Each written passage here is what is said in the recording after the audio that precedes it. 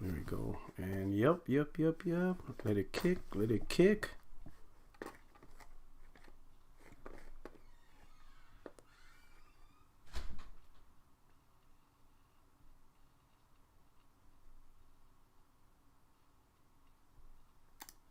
All right, we good.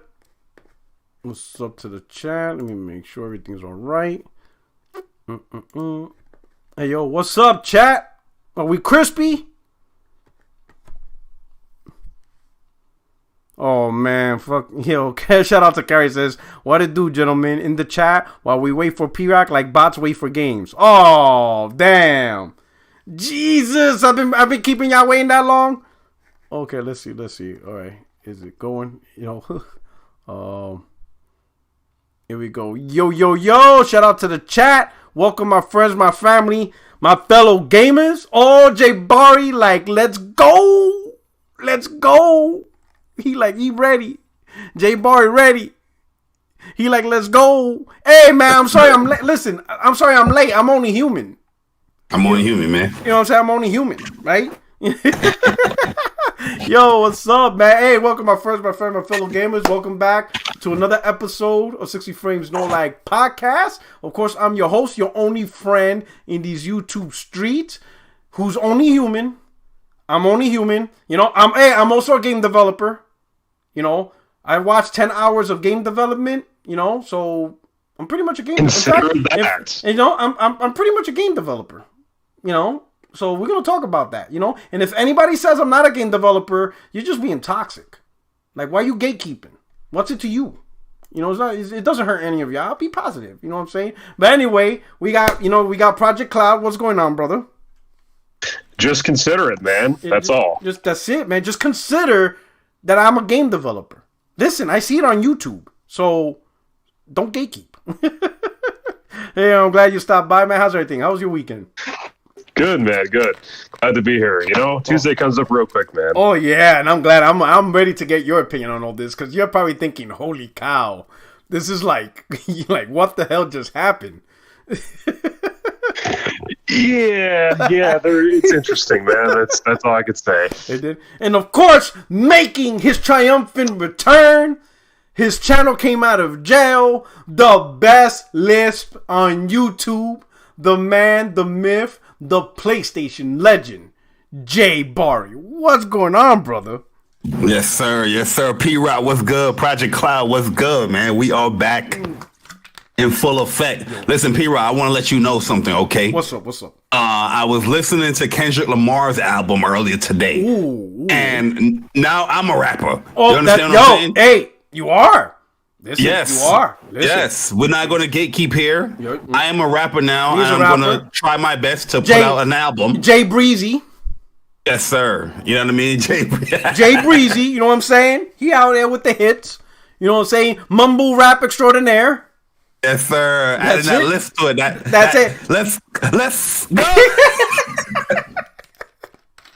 Oh, snap. Hey, Project, you want to claim anything? Like, are you a NASCAR driver? Like, what did you do this weekend? No, not at all, man. Nothing? Did you read a book over the weekend? Look, you know what? Too, I got my tires changed earlier. You're a mechanic. I'm a mechanic. Yeah. Hey, did you read a book? You read a book lately, Project? No. I'm trying to recall even what I did, man. It just did you watch TV? Did you watch TV over the weekend? No. Well, you know what? Yes, I did. What did you watch? The Food That Built America. Oh, cool. You know what that means? You're a director. You're a TV director. Boom. There you go. All right. You're a TV director. Yeah. So, you know, Jay Barry's a rapper. Project Cloud's a TV director. I'm a game developer. Senior game developer because I put in 10 hours. So I'm a senior game developer. And there we go. You know what I'm saying? We good up in here. You know what I'm saying? Shout out to Jason. He said, I'm a plumber because I watched some plumbing videos on YouTube. Laugh it out. But I am actually a plumber, though. Yeah, because you are. Because you watched it on YouTube. No judgment here. It's all positivity. Hey, if anyone even dares tell us we're not who we say we are, that's just toxic. You're just bringing negative energy into the community. We cannot have that. But it was up in here from the chat. We got Carol up in here. We got Steve. What's going on? Of course, Ghost in the Garage. What's up? We got T ? U ? Loving the thumbnail. I know you are. LD, Philip, Jeff B. Gaming, J0, the Ruham was up. AC was good. Of course, Ruham member, truly looking out. True G was good. Jason, of course, out here doing his thing. Thank you so much for the super chat. You know what I'm saying? Plumber extraordinaire. Of course, we got Jay Breezy. He's up in there in the chat, too. He's in the podcast. He's in the chat. He's in the studio dropping lyrics. You know what I'm saying? Top five rapper. Really wanted with Jay, check my record. I'm making my red man because it feel my method. Oh, top 5 rappers of the world. I had to drop that Jay beat. Breezy, I had to drop that beat, Jay Rock. Breezy, Jay Breezy, Jay Breezy, Jay Breezy. Top 5 rappers in the world. Yes, sir. We got The Truth. We got Mario Heat up in here. Yo, everybody's having a good time. Freddy214, what's up? PS Rewind. Descending Gamer, good evening to you. What's going on? What else we got up in here? Arc War Angel, Shadow Wolf. Who else we got? We got Bender Strings. Steve, again. Immortal Black. 1985 was up in here. Dizzy123, Skull Records. Samuel Porter Bridges. Savage Jr., Captain Ply. What's going on? We got Davey Strang. I watch YouTube, so I'm a YouTuber now. That's it. Fei Long. Yo, so we keep it going. Already had 97 viewers. 100 viewers already. 100 viewers already on the mark. So we know you want the content. We know you want the truth. You know what I'm saying? From your favorite senior game developer. Of course, with all this. We got TV director on the show. We got rappers. We got them all. This is probably... What the projects are you working on? You know what I'm saying? So I'm about to watch a Dev Diary... on any random game. I'm about to watch a couple of indies. Man, I'm pretty busy as a senior game developer. There's a lot of shit. You should apply. You should apply to Insomniac, man. You got the Spider-Man shirt on. I'm gonna show them all the videos I watch. Everything. I watched the Spider-Man Diary. Hell, I pretty much developed Spider-Man. Yeah, you got the credentials. I got the credentials. You guys enjoyed my game Spider-Man because I pretty much watched all the videos and they're making it. So technically, it's my game. I technically get credit, so I'm glad you enjoyed all that stuff. Wait till you see the things I've got working on for Spider-Man 2. I just need the videos to drop.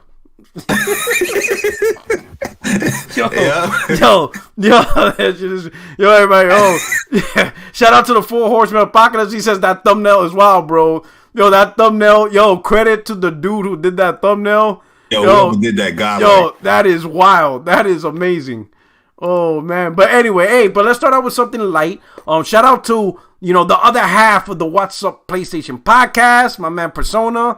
I'm gonna show y'all the screenshot, but he uncovered this. Look at this. All right, boom. Santa Monica. This is the Twitter, and they updated it, and they put the official account of Santa Monica Studio, developer God of War Ragnarok, coming to PS5, PS4 in 2022. So, Jay Barry, the rapper extraordinaire. Yes, sir. King of the Iron Mic. Ooh. You know what I'm saying? So how you feel? How confident do you feel that they could deliver God of War in 2022? Because it seems like they're confident. Yeah. I'm pretty confident it's coming in 2022 due to the fact that typically we're about the middle of the year, right? Yeah. If something was delayed or getting delayed, PlayStation would just outright just say it. And I felt like the best opportunity they had to say that it's going to be a delay was that 420 little video that Cory Barlog did, right? Yeah. You give the bad news, guys, nothing to show here. Sorry to inform you that God of War Ragnarok is being pushed to 2023. We need more time and whatnot. But that wasn't the case. Didn't say that. PlayStation, at the beginning of the year, they had that 22 in 22 article that came out, right? And God of War is slated for 2022. As you have the screenshot up here, because we all follow Sony Santa Monica, right? I feel like if this was something that they had prior to what Persona said, everybody would have already saw it already. It would have been pointed out. Well, they're still saying 2022 here. But I feel like this was updated recently. Yeah. That they're saying it's 2022. And also we have a lot of developers.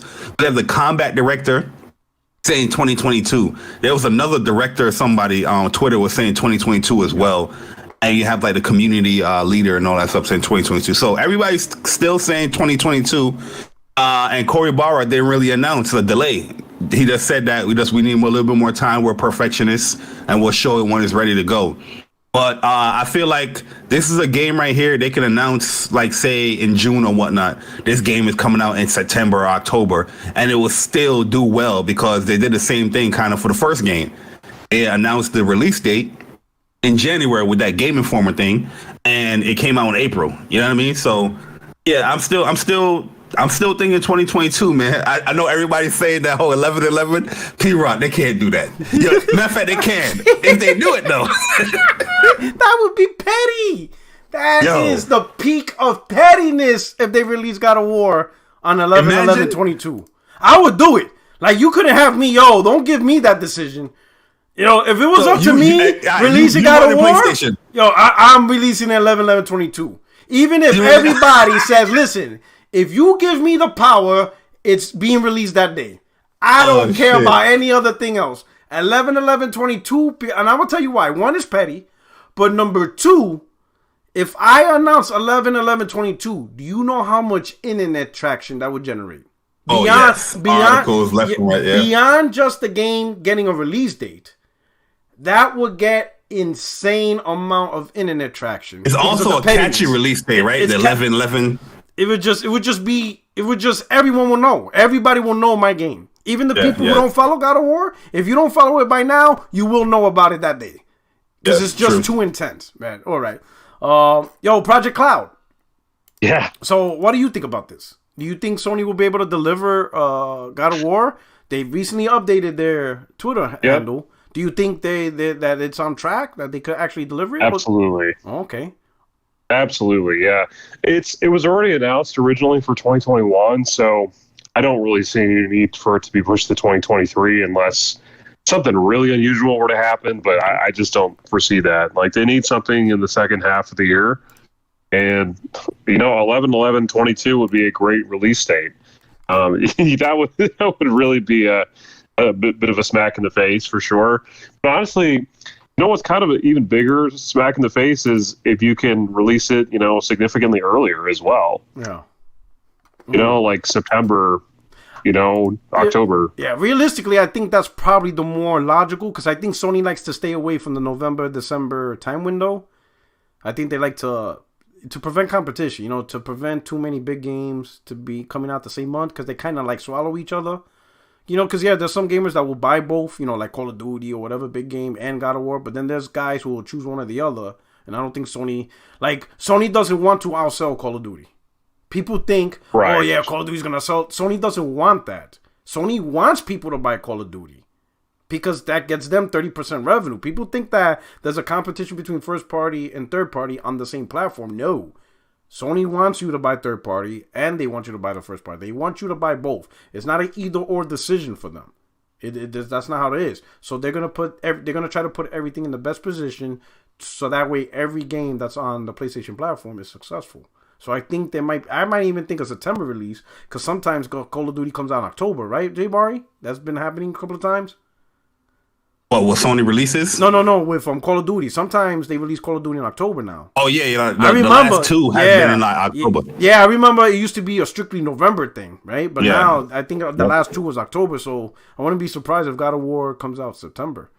But yeah, me too. I'm leaning towards like September or probably like an early October. Yeah. But because PlayStation, they really and truly haven't been releasing any of their games in like the peak of the holiday season. Yeah, I can't. But yeah, I agree with you on that 100%. In fact, someone in the chat real quickly mentioned that Forspoken is October. So I'm pretty sure Sony wants to curate that as well. So you might see God of War in September, Forspoken October, and then the November holiday, boom, the holiday rush of AAA titles from third party. So what are you gonna say, Project? Yeah. So I will say as one point potentially against that, although not entirely, is that the PlayStation 5 launches in November, or launches with Spider-Man, and a number of other exclusives. So granted, the consoles just come out in November, so they had to be there for the lineup. Yeah. Plus, Miles Morales isn't a full blown game. Mm-hmm. No, it's the $40 title or so. So, I mean, there's that to consider. But I would say that if for some reason the game isn't scheduled to be released until November, or just development schedules, it's going to best align with that. I think Sony is prepared to release in November, but maybe they just wouldn't ideally want to. Okay. All right. I think they're trying to get this game out summertime. To be honest with you, either late summer, probably like late August, early September. That's what I feel like they're trying to go for. The goal is for, because they saw successful like Ghost of Tsushima and The Last of Us in the summer. Yeah, I'm pretty sure they're trying to do that or replicate that again. Yeah, I think because that's a possible, because they'll release the game in the summer, and then let's say if they release it in August, then you got September, October, November. They'll probably try to do like a Black Friday sale, God of War for $45. You know what I'm saying? Yep. And it's really hard to maneuver like that if you release the game in October and then the very next month you drop it down to $45. But if you release it in the summer and then, the Black Friday, Cyber Monday sales, you have room to, finagle some deals and stuff like that. God of War bundle and stuff or like that. P-Rock. Yeah, that's exactly. You just hit it right there. Yeah. This other scenario, they could release it, like let's go with 11. You see, they're trying to get, or they have a new model of PlayStation 5 coming out where, they can produce more and get more stock to meet demand. And notice in the UK, they are shipping now a Horizon Forbidden West bundle, PlayStation 5 bundle. So what if it comes down to this holiday season and they have a God of War bundle to ship with that? True. Yeah, that's true, man. That would be a hit, and that those things sells itself. Like God of War bundles and things like that. Like when you associate the game in a nice box. What I would like to see though is Sony really getting full gear with the plates. Like create these, because we all imagine like right now they're more design. Like this June they're gonna launch the color palette ones. Like the cosmic blue, red. That's cool. But I'm pretty sure when will Sony really get into heavy gear with the actual true custom plates that we want to see, like the Spider-Man, the God of Wars, the Horizon Zero Dawn, really nice, manufactured. Hopefully it's not just regular skins, but actual good looking plates. Yeah, I'm with you. You know what I'm saying? Shout out to Jason Hennigan. He said dead serious about being a plumber. Got my master's license and all was just giving an example of why you could be. Laughing my fucking asshole. True that. Now listen. These plumbers, Jason out here making bank. Don't let these, trade jobs fool you. They make money, bro. The plumbers, bro. I see you, Jason. I know you're trying to be humble, but my man out there probably caking. I remember, like when I was living in North Carolina from my house, I called the plumber, right? And he says, "Hey, I'm gonna stop by, just to check it out because it was kind of an emergency." The dude pull up in a goddamn Mercedes. I'm like, look at this motherfucker. You know what I'm saying? I'm like, take it out here, shit. This dude, you know what I'm saying? This dude Don't sleep, P-Rock. Don't sleep. I'm like, listen, I'm in the wrong fucking job. I'm like, this dude pull up in the crisp Mercedes out there. Brought out his little bag in the back. Did his thing. He got a monopoly out there. Yo, he finished. He's like, hey, I just had to do this 10 minutes. I'm like, yeah, no doubt. How much? $150. I was like, 150. I'm like, oh shit. I'm like, this dude just made $150 in 10 minutes. No wonder he got a Mercedes. I'm like, yo. I'm like, yo, I need my master's license up in here. But you know what? I just need to see some YouTube videos. And I could be a plumber. Listen, you was a plumber. You didn't even know it, P-Rock. Yeah, no shit. Yeah. Hey, Jason, send me those videos. No, shout out to Jason, man, and stuff like that. Yeah. I see my boy Liquid Data. He tried to be coming in and out, but I guess he's having technical issues. He on a cell phone. Nah, man, he can't be. You know what I'm saying? Hopefully he could come back and resolve them. But hopefully you could come back and say your opinion. All right, so we got God of War. Nice little treat. Hopefully Sony could deliver it. I think they can because it's May, right? So they still have like 7 months to, let's not include November, December. But they still got June, July, August, September, and October. They still got 5 months to deal with any last minute issues because technically they didn't announce a date. So they got plenty of time. Like if they need 2-3 more months of work, they got that. And I think that's where they're at. They potentially could be more like in the final phase. Just a little bit of cleanup, which I think why they think that they can do 2022. because they're probably at the point of development where now is just maybe optimizing, where they're probably not worried about. My man Jason trying to come up in here. He said, "That's me, Liquidator." So Jason, get up in here, bro. What happened? You can't hear us or your mic? You better stop using that cricket internet. You make money. Come on, stop playing. But I think they're at the point where he on that Android. He on that Android. Man, you better got the iPhone. Stop playing. But I think Sony's at the point where they're confident, where they're probably not going to run into issues where they're going to ask for a year delay. All right. Doc Dark, my man says, "How do I become an ambassador?" Get in the PlayStation fan. I'll tell you. Get in the Discord. I will tell you the secret. How to be an ambassador. All right, little bro. Yeah. One is be a PlayStation fan. All the PlayStation fans get in there. And like even Kiss Move can't even get ambassador. And you got Morgan Kimes. She got ambassador. Oh, that shit is funny. Yeah, they try to snitch on her too. And they try to snitch. Shout out I caught somebody though. I'll snitch on him though. My bad. Yo, shout out to the Four Horsemen of the Apocalypse. He said, "Dudes who buy COD and God of War are different people. Once casuals figure out you need to think to play those type of games, they go back to camping and COD." Believe it or not, I know a lot of Call of Duty players, when they do buy a different game, it's like God of War. That's like their shit, and then they go back to playing God of War COD for the rest of their lives. But some of those love God of War. They that's like their stuff. And my man Jason Hannigan, he's saying, "That's me, Liquidator." So come on, Jay. Hey, he's in the room. Jay, you can hear us? Yeah, I can hear y'all, but I can't hear myself. No, we got you. We can hear you now. Yeah, we can hear you. You can hear? Hold on, maybe I got to turn YouTube off. Hold on. Now you wanna mute YouTube? Yeah, you wanna mute. You wanna mute? Yeah. You can hear us through the mic and through your earpiece.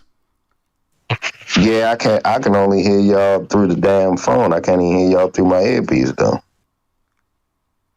Oh, you on the phone? Yeah. Oh, it could be something different. Hey, J Bar, guess what, man? I do got Android Z Fold 3, kid. See, man, see? That iPhone trash. Yeah, nah. Hold on. That's why you having trouble. We all good. We good here. We Gucci here. You know what I'm saying? You gotta believe in the Apple, bro. You know what I'm saying? Life is much easier. Why are you going through all that pain and agony with Android? Simplicity, brother. Nah, it's good for you being here, brother. Yo, let me get your opinion. How you feel confident? Do you feel confident that Sony Santa Monica could deliver God of War this year? Because they seem confident. I mean, we can only go on what they say. We can only find out when we find out. My man gave the lawyer answer.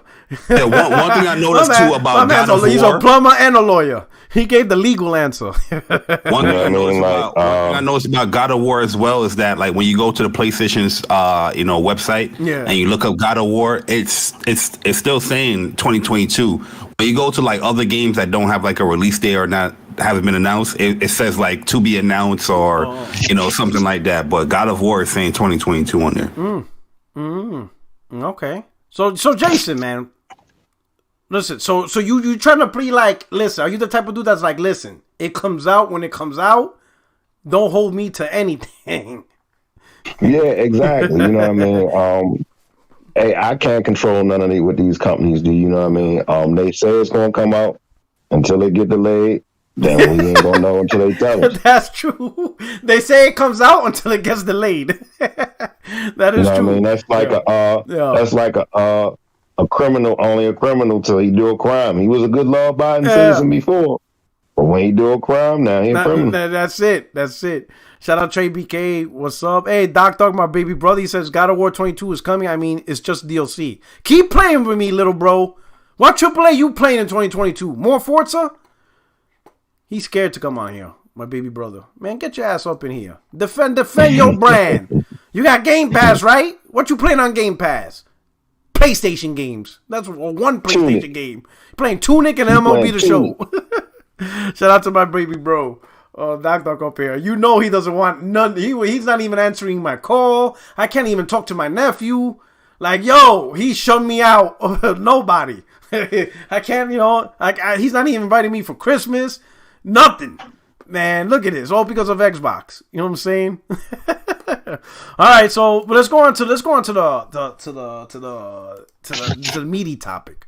Let me take this out here. Man, will you look at this? Will you look at this? Xbox ambassadors getting exposed out here. So, Ms. Deuce Geek, bad enough that she out here telling us, consumers, that we have to consider, the job of a CEO. She out here telling us, do we know how to run a Fortune 500 company? That we need to consider that before we can have, some type of criticism towards a company. And the gamers were like, yo, this girl is bugging. Like, what is she talking about? Like, this doesn't even make sense. If you're a gamer and your first party has no games for a whole year, any gamer who plays lots of games understand that, like, yo, that's a big deal. Especially when you make so many promises, you have all these studios. Gamers like, yo, what's up? Like, we not playing this. So we go at her, whatever. People then decided to find out, like, yo, who is she? An Xbox ambassador? All right, let's find out. Let's look at her gamer tag. They found her gamer tag. It's low as hell, like 9,000, right? So people challenged her, like, yo, you hardly play games. And the intent of that was not so much to discredit her as a gamer, but it was to show that, hey, you hardly play games. Why are you trying to damage control this from people who do play a lot of games? Like, you're not telling people what they should feel about their product they bought. Exactly. You're not understanding their perspective. You're not understanding people who have gamer scores of 100,000, 70,000, who play lots of games, who were excited to play some Microsoft first party games, and now it's gone, and now you're telling them to no, respect the CEO. And then when they look at you like, yo, you hardly play games, so how can you relate? She comes back and says, a high gamer score isn't a requirement to be an ambassador, nor does it mean I don't get games.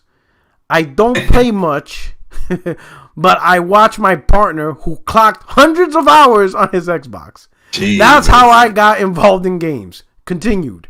Finally, and this one blows my mind. She said, finally, I never said I love Xbox because of their games. Damn. That's what I don't like. Oh my God. Like, listen, I always love Xbox because of what they do with gaming for everyone. Their custom controller design, and the number one reason, the community.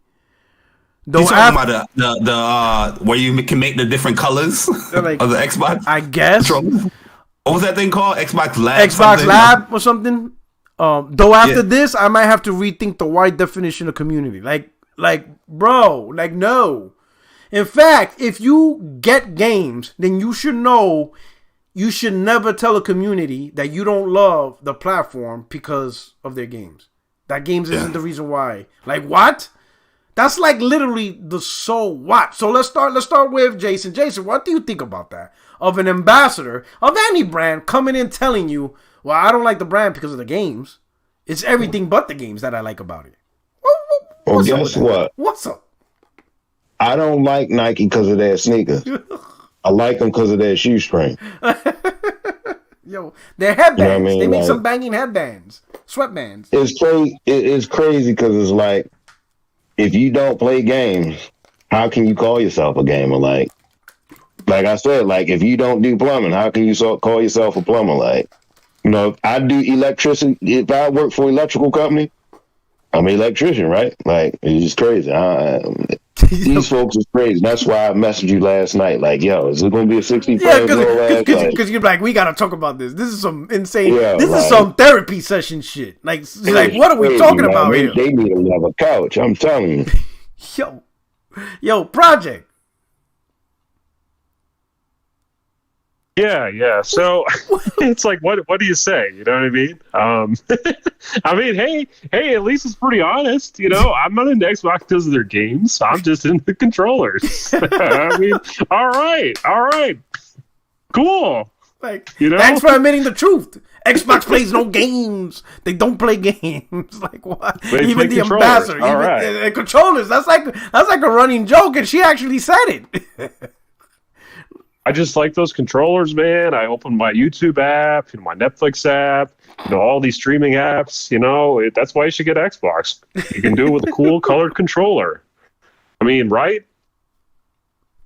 Yeah, I don't understand. Jay Bari, like, help me out here, bro. Sir. What's going on? What are we doing here?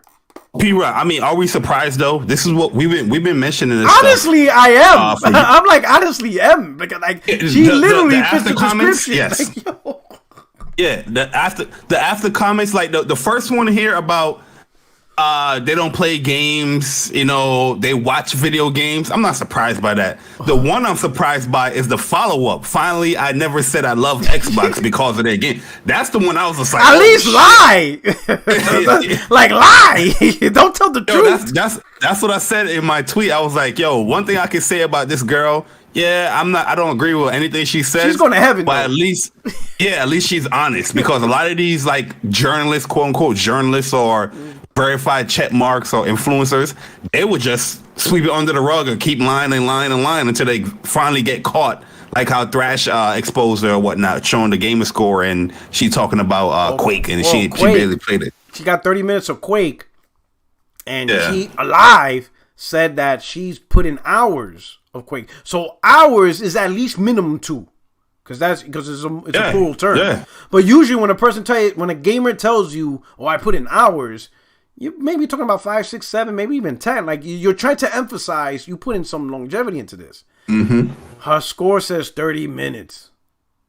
That means you just did a tutorial. Like, what did you do in Quake for 30 minutes? Like, you barely did anything. Like, oh my God, yo, this is crazy. Now, you got past the tutorial and it was like, whoa, okay, that's the game. And what's crazy, if you look at, there's people who are supporting this, like other Twitter checkmark people. There you go, P-Rock. Twitter checkmarks are supporting this. The true gatekeepers of gaming. Let's know that, because a lot of them are trying to silence people like you, myself, and they want to keep this club where it's only the check marks it can be heard and be spoken. If you say anything, guess what? You're console warring. You're toxic. Oh, this is harassment. Harassment. Now these people that quote unquote don't game is trying to change the definition of what a gamer is. Being a gamer is a very simple concept. It's a very simple thing. Let's play your video games. It's not hard. Look at this. Then after you play the video games, then you can get into the talking. Then you can get into probably, you're watching a friend play or watching a live stream or something. But you can't be having these full blown out opinions and you're not playing the actual games. It's fraudulent as hell. And then when people call you out, it's not because they're toxic. No, because they're trying to say like, yo, they're trying to protect what they love. Only in gaming where you're trying to protect your hobby that you love, as far as you don't want to diminish the quality. You don't want certain things in gaming that you don't like happen. These people come into gaming and they try to wish upon everything on gaming. They try to dictate what gaming should be, messing up your hobby. Gaming is the only hobby where we allow that bullshit. You can't go into a book club, a basketball club. You can't go fishing and tell them, you know what? I don't want to actually fish to enjoy the fishing hobby. You can't do that, P-Rock. You can't. Yep. You know what I mean? But gaming, you got people changing the definition of what a gamer is, bro. It's crazy. Yep.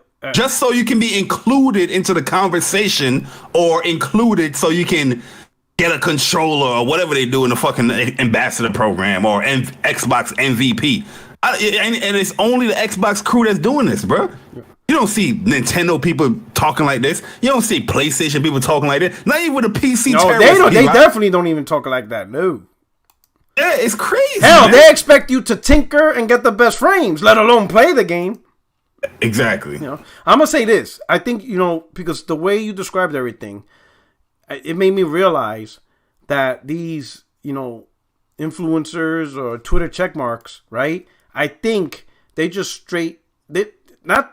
they are straight disrespecting us to our face, and they don't give a shit. 100%. Like, in what medium can they admit they don't play the game to completion? They don't fully play the game When, like what other art form will a reviewer say, well, actually, I didn't finish the book before I barely finish any books when I post my reviews.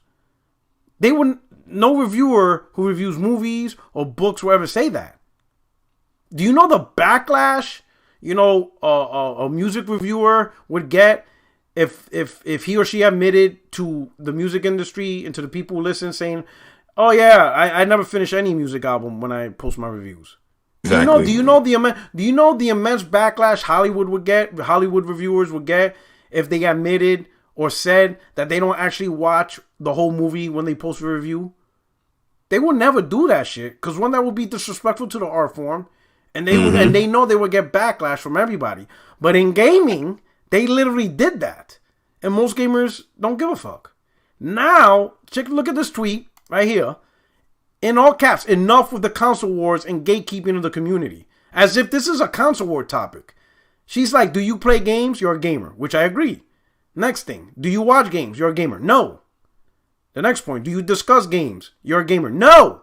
The only point that makes you a gamer is the first one. Do you play games? Everything else, if you're a gamer, is because of the first point. But along with the first point, you want to watch games? Fine. You play games and you watch Twitch. Cool. Or you're in a conversation like we are now. We're discussing games right now. We discuss stuff in the industry. But this podcast is not what makes us gamers. What makes us gamers is we go play games. This thing of you are part of the gaming community regardless of platform preference, time played, or skill level. I agree with the bottom part as long as you still play games. Whatever's your platform preference, you still got to play the platform. Times played, whether it's once a week, twice a week, or all day, you still got to play. And you could be a shitty game, like your skills could suck, or you could be a hardcore master. But all those 3 points is reliant on playing the games. If you are not playing games, that means you're not playing on a platform, you have 0 time played, and your skill level is non-existent because you're not doing anything. So this person literally had the nerve to make this tweet, but look at the worst part. She got 1,496 likes. Look at her position. She's like an Xbox like marketing person or something. Like, yeah, let me see. Let me go. Yeah, let me go. Yeah, let me go on Twitter.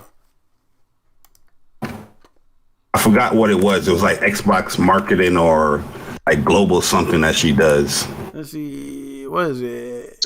Kel Lombardi. Go ahead. What's up, Project Cloud? What's your point? Yeah. So, I don't agree with the tweet because I think the term gamer should mean that you play games as opposed to watching games or discussing games. I will say that if we're allowed to define the term, okay, as long as we understand what we're talking about.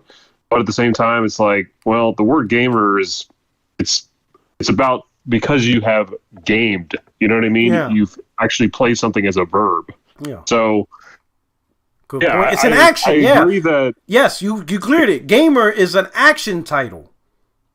Yeah, it's a noun that describes an action that you've done, already accomplished, as opposed to, I don't know, being in the gaming ecosystem of watching games and discussing games. Or it's just not the fan of gaming.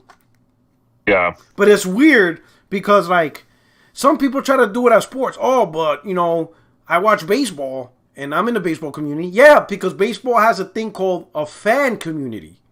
There's a specific title. Fans of baseball, right? So you could be a fan of baseball and not play it, but you cannot call yourself a player. You can't say you're a baseball player for watching baseball. You can say you're a fan of baseball. Now, the difference is this.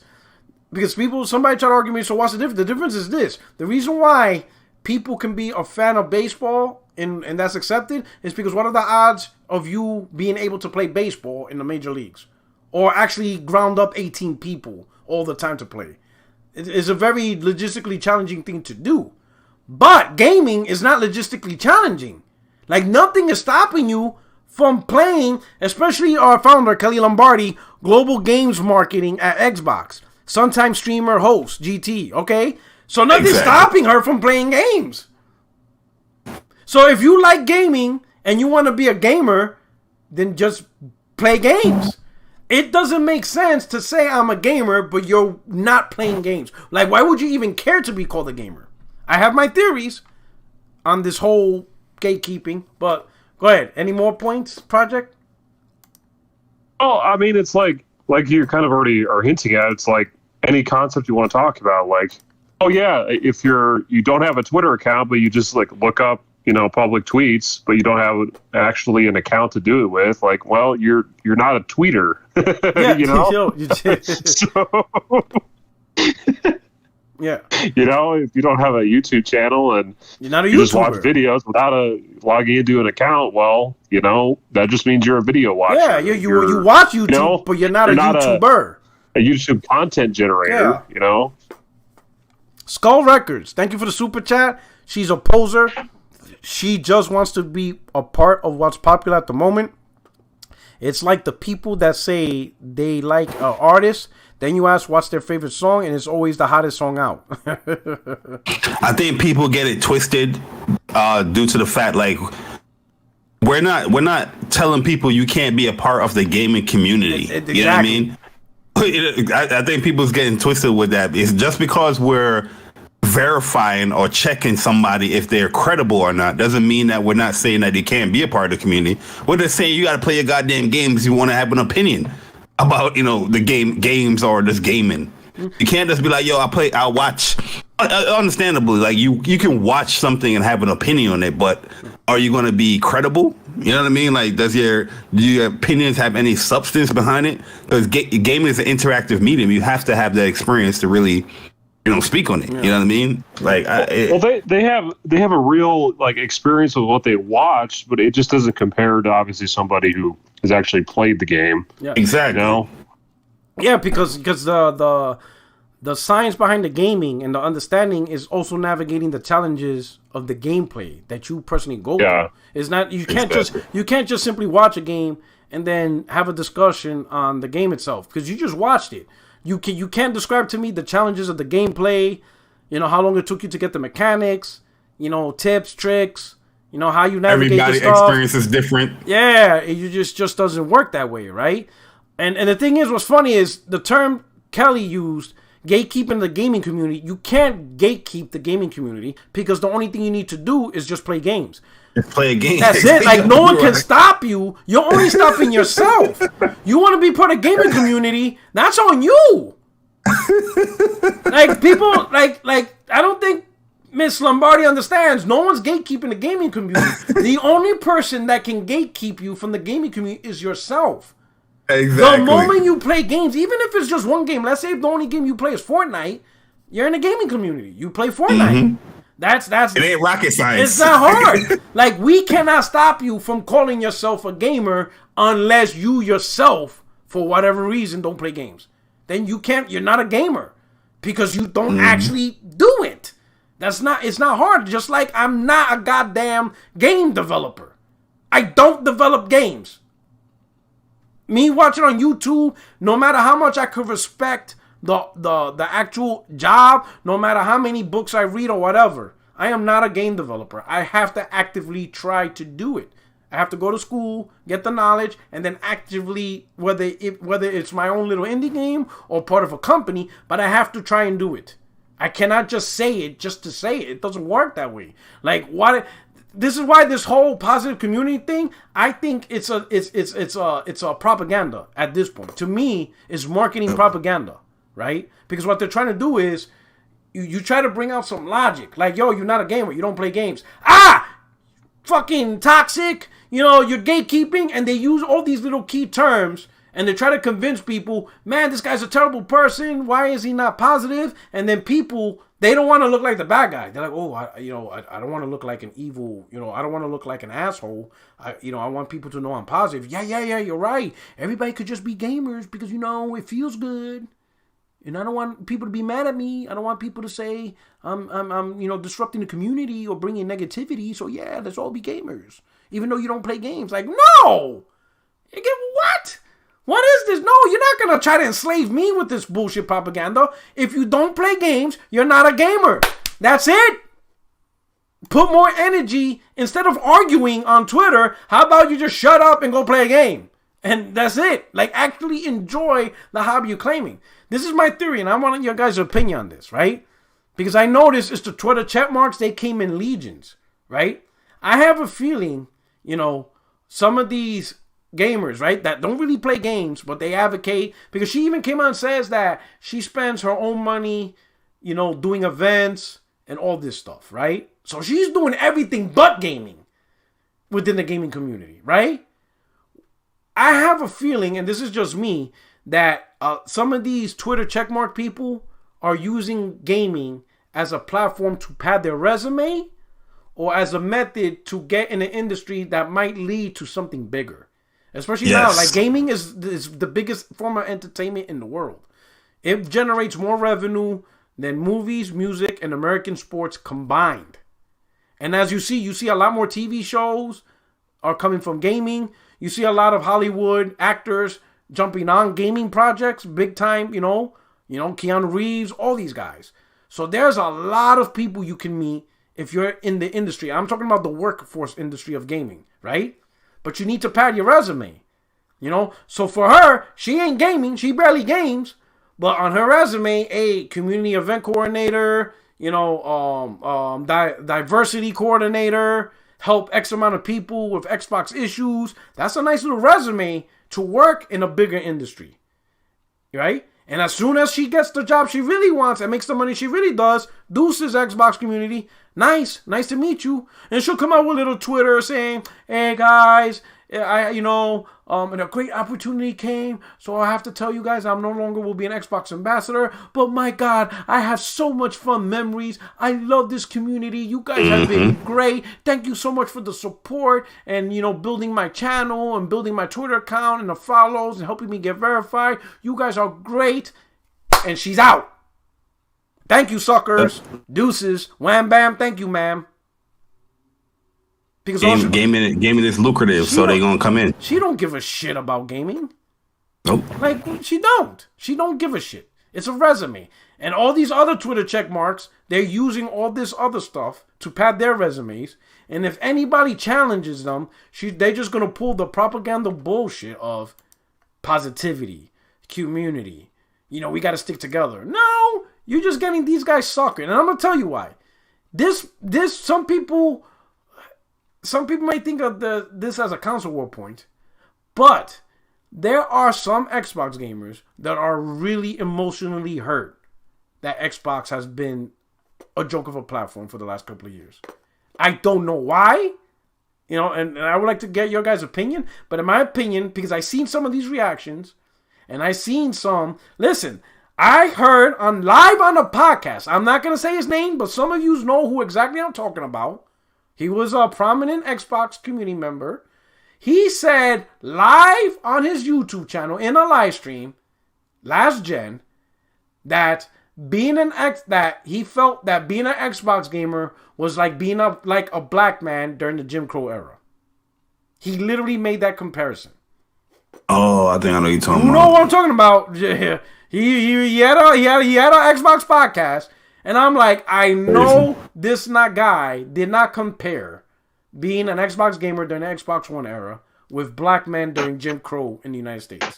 There is no way. But he said that, and I honestly feel there are Xbox gamers that are actually, real life, emotionally damaged over this. And they need anyone, like literally, if you say anything positive Xbox, even if you don't even own the thing, but if you make an account and you say positive stuff, they will get your back.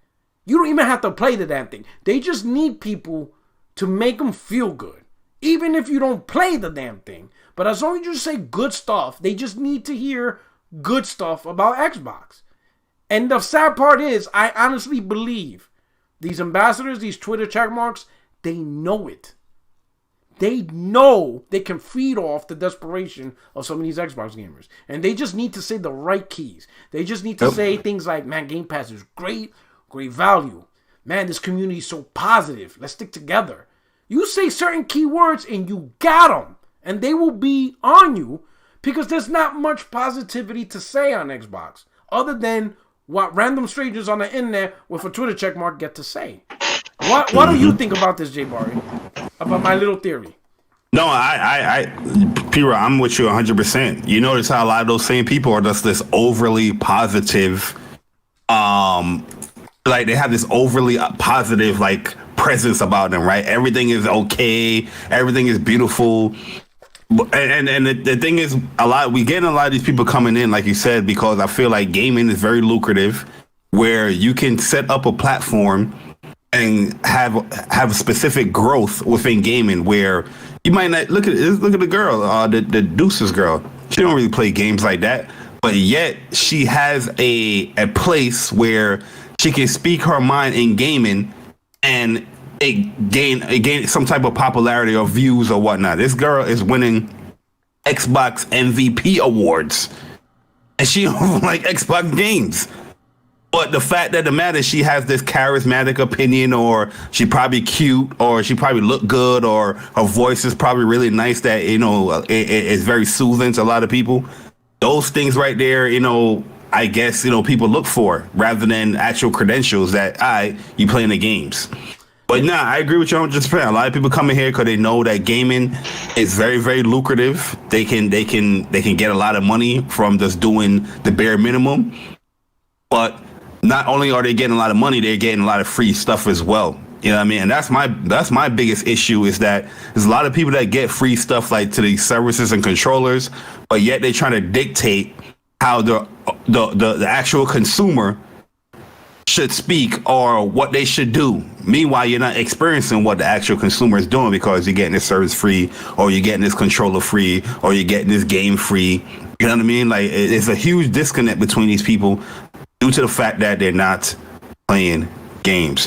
Hey, yo, this comment right here, this came from my analogy. Yeah, I know. Yeah. But you notice once again, right? Because I remember your analogy was, hey, you can't sit at the table if you don't play these games. Because we had this conversation. Because this was brought up before, like during the space. Like people talking about, we could talk about games. I watch games, and I remember King Tush was like, I had the lunchroom table analogy. Yeah, pretty simple analogy, P-Rock. So basically, I'm saying this, right? The lunchroom in itself is gaming. Yeah. But in high school, junior high, you have different specifics of sects of people. That you had the jocks, you had the nerds, table. You had the cheerleader, you had the emo kids, you had the wrestling. You got the thugs. Exactly. That's how gaming is. Where you're in the room of gaming, the lunchroom, but say you're an RPG gamer, you're gonna be more inclined to sit where the RPG fans are. If you're a hardcore gamer, you know what I mean, like you're gonna be sitting with the hardcore people. Yeah, exactly. But what the basis is that, yes, we're all sitting in gaming, but everybody have their own different sectors or categories that they build bonds with people or whatnot. No different than a lunch table. And then they took my analogy and went crazy with it, with some segregation and Jim Crow. I was like, And once again, look at the damn example they use. They using serious issues. Like, this is like, how are you gonna compare what you said with segregation and the shit that people went through? Like, this community, like, they are mentally damaged, and there's something not right over there. And these influencers, I think they know this, and they're taking advantage of it, which I think is terrible. I think it's absolutely terrible that they're going this far. Like, this shit is crazy. Hey, Project Clark, what should you think about this? Do you think like? Yeah, well, here we go. So, do you like exclusives? You're a gatekeeper. Do you advocate for multi-platform releases? You're a gatekeeper. Do you play games? You're a gatekeeper. We're all gatekeepers. We're all gamers. We're all people. We're born gamers. It's okay, man. Hey, we're only human. We're only human. Yo, that's 100% though. What you just said. Yeah. You know what I mean? It's 100%. Like if you're so, I want to be in this gaming utopia, then you shouldn't be advocating for any exclusives or any. You know what I mean? Like. Starfield shouldn't be exclusive. This shouldn't be, you know what I mean? Like, but they're full of shit, man. Sorry.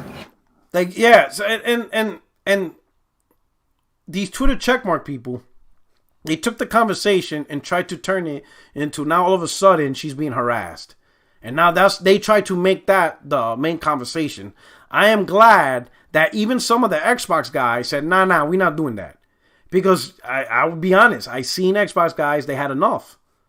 Like Xbox University, That dude had enough. Like this hit his boiling point. And you know he defended Xbox and whatever. But at a certain point, you're like, yo, it's about the games, and some people ain't getting it, right? Logical, he had enough. Yo, even Cole Eastwood had enough. He's like, man, this is getting ridiculous. But there was still some Xbox guys, yo, they're going to ride and die and defend that brand to the last breath, which doesn't make sense. Because at a certain point, you have to ask yourself, wait a minute, now you ain't really, like, there's really no point defending something if you don't get something in return, right? In a timely manner, right? Yeah, you spending money. Yeah. So everybody is putting their crosshairs, their virtual crosshairs on Phil Spencer and going after him, his criticisms, right? I say Matt Booty too. Don't forget him. True, yeah. Miss Dusax, whatever her name is, why did she even bother to just come in and try to say Phil? Like that's the thing that was funny. People are trying to defend her, saying, "Oh, she's being harassed." No, she put herself in that position. One, she hardly plays games. She's not spending money. Yeah, that's why she's not experiencing this shit. Yeah. So why don't you just mind your own business? You had nothing to do with this. Phil could defend himself. The man makes millions of dollars. I'm pretty sure he gets he's either a high 6-figure employee or a 7-figure employee. He's either making like 800,000 plus or more, at least. He ain't making no 100,000 a year. He's in the upper top bracket, especially as a executive for Microsoft. So he's making lots of money. He got stock options. He's a big boy. He could handle the criticism. If people could praise him as the savior of Xbox, then he could also take criticism if he's messing up Xbox, right? She didn't need to be in a crossfire. She decided to do that, and she did it in a silly way. Yo, Project Cloud. Imagine, God forbid, I would never wish this on you, but let's say you had to get surgery. And God forbid, the surgeon drops his wedding ring in your body and stitches you up. And within 3 days, you realize something's wrong. You're getting stomach pains. You're like, oh, something's terribly wrong. And then they look in the x-ray. There's a goddamn wedding ring in your body. And the surgeon goes, oh, so that's where it went. And now you want to sue the hospital, right? But then, like, the board of the hospital will be like, hold up. We understand that, this is whatever. But before you decide to go with this lawsuit, can you consider that you don't have the ability of surgeon? I mean, can you do this surgery? I mean, we need you to consider that. Do you have a medical degree? Why would you say somebody did that to you? I could be like, well, yes, I'm not qualified, but that's not my expectation. My expectation was something else. my expectation was to get surgery without your goddamn wedding ring in my body. Like, what is wrong with you telling me that I can't hold you accountable for a profession you chose, and you telling me this is the result I'm going to get, and you completely messed it up, and I can't hold you accountable because I personally am not a surgeon? God forbid something happens to any relative, in my family, dies in a plane crash. I can't sue the airlines because I don't have an aeronautical degree. You gotta understand, P. Rock. I gotta build a plane myself before I can hold another. Can you read those instruments? Like, what are we doing? Can you fly this plane? Can you design a plane and fly it yourself? No, then please can make that consideration before you sue. Hey, P. Rock, what? I do you one better. There shouldn't be any reviews on video games if you don't know how to make a video game or manage one. Why are you criticizing specifics in video games according to Miss, what's her name? Dues X or whatever her name is? That's a good point. Basis? That's a good point. Like, what? There shouldn't be reviews. Like, yo, this is crazy, right? Henry Lau, ambassadors that disinform aren't promoting healthy gaming. When they get called out, the Victims Act come out. It's not the gamer score. They don't game. Shout out to P-Rock for servicing our country. No doubt, Henry. Thank you so much for the super chat. Truly appreciate it. Like, and that's where she messed up. Like, let me see. Oh, King Thrash up in here? Oh, Thrash. I need you to come up in here. Yeah, you know what Xbox is? Thrash. You need to come up in here. Because Thrash is the one that exposed her. Like, yo, especially, Thrash is the man. He opened the floodgates on this one. Thrash, I need you to come through up here, please. You know what Xbox is? Xbox is pretty much you ever bought chips, right? You're very excited. Oh, this bag is huge, man! I just spent all this money for this chips. You open it and it's like air, and it's just all air. That's what Xbox is. All the chips People's is on gonna the get bottom upset after they bought they fifth chips and they getting all air. Yeah, it's like in the bottom of the bag, and you're like, "What the hell?" Oh yeah, shit! Oh man, chips ain't cheap, man. It shit costs money. Yo, man, like for real, like. But like, and that's where she messed up, because I'm telling you, people are trying to say, "Oh, she's just spreading positivity." I'm like, no. You telling a consumer that they need to consider the CEO's or the executive's position before making a complaint or showing criticism or outrage or whatever. That's not positivity. That's putting the consumers in check. And the question is why? Why are you trying to put gamers in check when, one, you hardly game, two, the consumers have a right. They pay for that product. What concern do I have on how to manage a Fortune 500 company? That's not my business. I pay for the product. The product's not delivering what I want. I'm going to voice my concern on the people who own the product, who convinced me to buy it. They're the ones responsible for this. So who is she to say anything? And when people clap back, now she's the victim. She should have never gotten involved. Because what do you think was going to happen? Right? And it's just a weird stance that you're a gamer and you play a lot of games, but you ain't siding with the gamers. You sided with the CEO. When the problem is the platform is not going to have any first party, potentially cannot have any first party content for the whole year. And this is 2022. Like what? Thrash, my man Thrash is up in here. What up?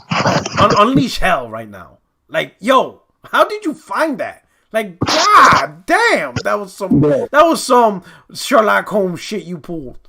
Listen, man, I told niggas before. I told brothers before. My bad. Damn it. I told brothers before. Hey, now, you're good. You can say it 17 times. I got everybody's shit. Nobody is safe. You know what I mean? Nobody. I found a way to be able to get anyone's stuff. You know what I'm saying? So it's going to be really hard for you to hide from me. Even if that's a true ambassador right there. We got so we got the true ambassador. Do what you do. Yes. The first true ambassador. Then a lot of ambassadors came, and I seen you there, boy. I seen people wreaking havoc with their ambassador licenses. Hey yo, I had to expose this dude because he was snitching on Chill Bandit on Morgan Kind. Yo, I copied his snitch and I applied it to his own tweet. This dude out here talking crazy about Neil Druckmann and Naughty Dog and all that stuff. I said, okay, now you about to lose your ambassadorship. Yeah, exactly. Like, he's actually an ambassador? Yeah, that dude was an ambassador. He tagged the Xbox ambassador and everything because it was the Adrian. I didn't know I didn't know he was an actual ambassador. Oh my god, that's gonna be funny if they kick him off. I'ma laugh. Man, they gonna kick him off. Shit. I don't know if they are, man. I mean, I had execs come after me to kick me in. How bad that was. Yo, this is crazy. Yo, remember that space where they were talking about, but we could just watch games and talk about it, and you were like, wait, we talking about not playing games now? Like, we talking about like, yo, how is this? Like, yo, Thrash, everyone, and like, how did gaming get to this point where we are considering gamers as just people who watch games and not actually play the game? And it's not like we're asking them to climb the Himalayas. Like, if you want to be a gamer, cool. You automatically have that right by rights of playing it. Like, bro, that's all you have to do. It's yo, for real. They act like if we want them in the middle of the Roman Colosseum and they gotta fight 10 lions.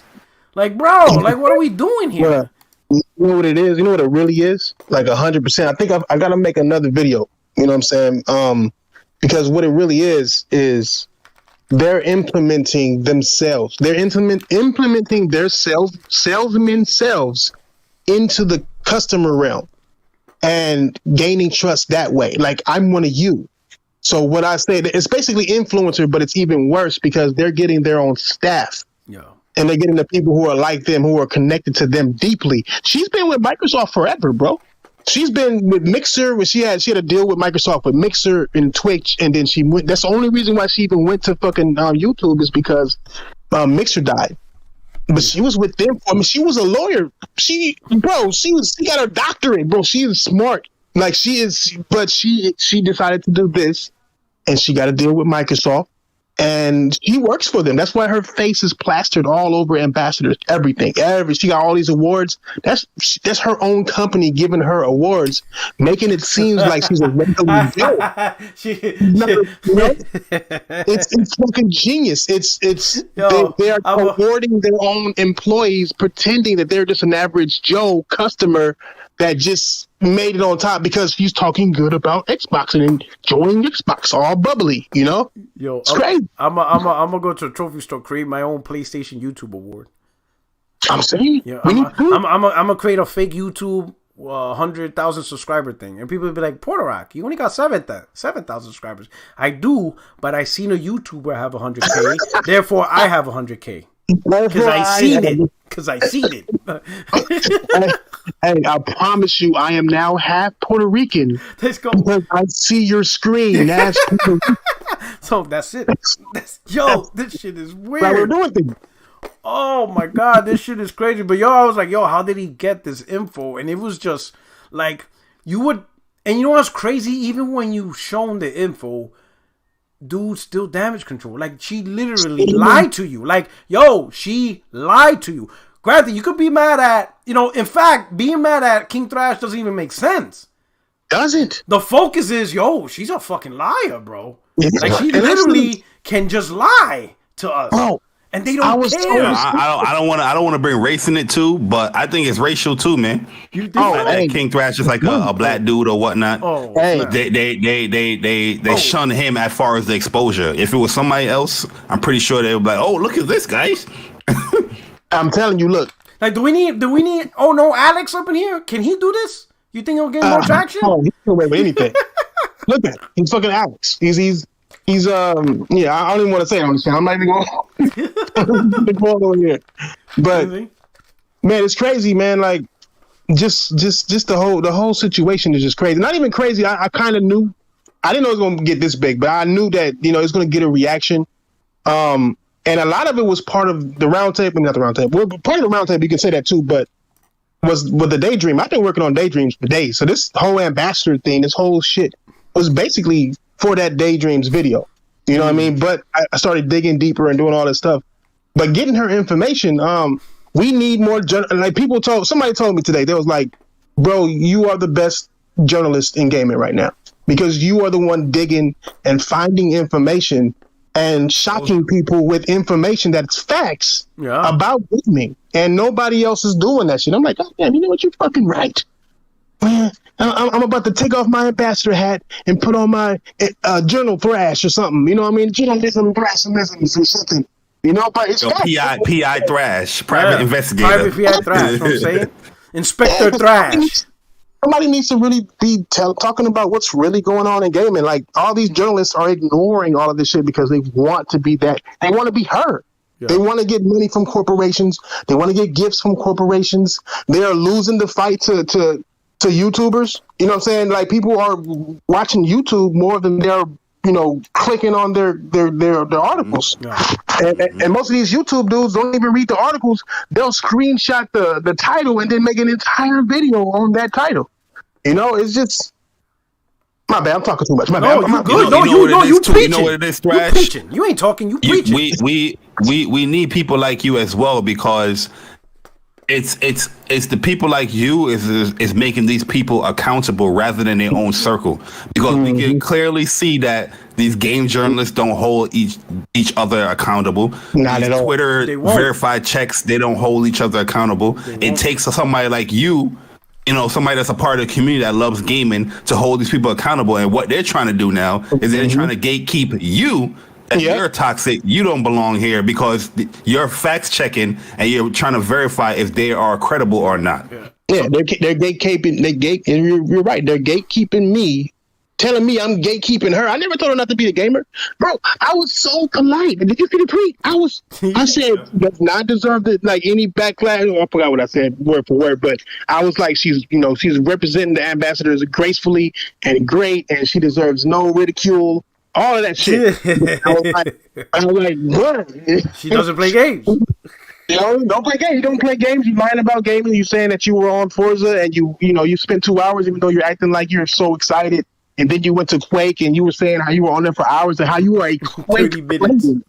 She played 30 minutes. And I have so much more, bro. Oh, yo. Like, no lie, I can make an entire video of all of her lies. I really, really, really could. That Quake shit. That blew my mind. I was like, yo, 30 minutes. 30 minutes. Like, 30. yo, like what did you do in Quake? Like, in 30 minutes? Like, you barely did anything. Yeah, and the other chick too, the one who said, who was basically defending her, talk about you could be a gamer, you can I background checked her. Same type of shit. You know what I'm saying? Same type of shit. She streamed. She was playing Halo with her friends. Right here. Halo.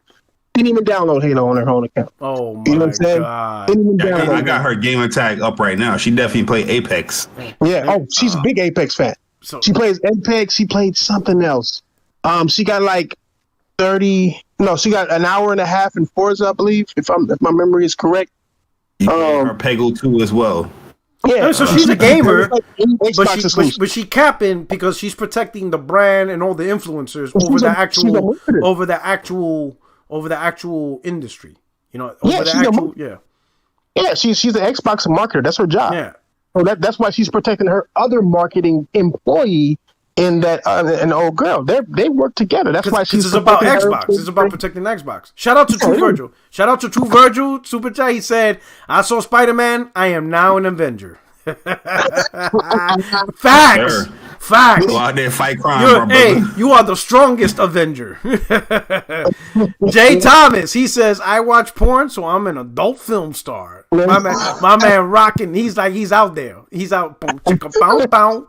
Yo, but you know what's the thing? You know the reason why they're trying to shun you and thrash, and they're all in on this, is because they're only concerned on actually using gaming for their own purposes to prop themselves up, you know? So they're not going to go at each other fact-checking because they want to use the false facts, false information. They want to use things like positivity and all that stuff simply because it leads to resumes, helps build platforms, get followers, get that Twitter check mark, and hopefully, you know, some at some point within the industry, they could get a big cushy job. They could actually like hit something and be like, yes, I made it. And once they hit that point, they can be like, whatever. We don't give a shit about gaming. We didn't care in the first place. It was just all a facade. You know what I'm saying? Now you are exposing this. They gotta be like, yo, we gotta find a way to shut this down because he's hurting our image. So what's the best way to do it? It's the keywords. This guy's toxic. You know, he's console warring. He ain't positive.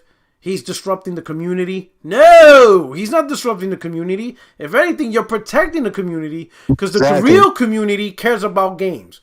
You know, we know what happens when studios close. We know what happens when first party don't deliver on their promises. We know what happens when gaming studios don't do what they're supposed to do. We end up hurting because those studios close down.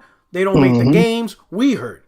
But these guys, they don't give a shit because they don't play these games anyway. So what do they care? Like, they don't care if Starfield is delayed. They don't even care if Starfield ever comes out because they don't care.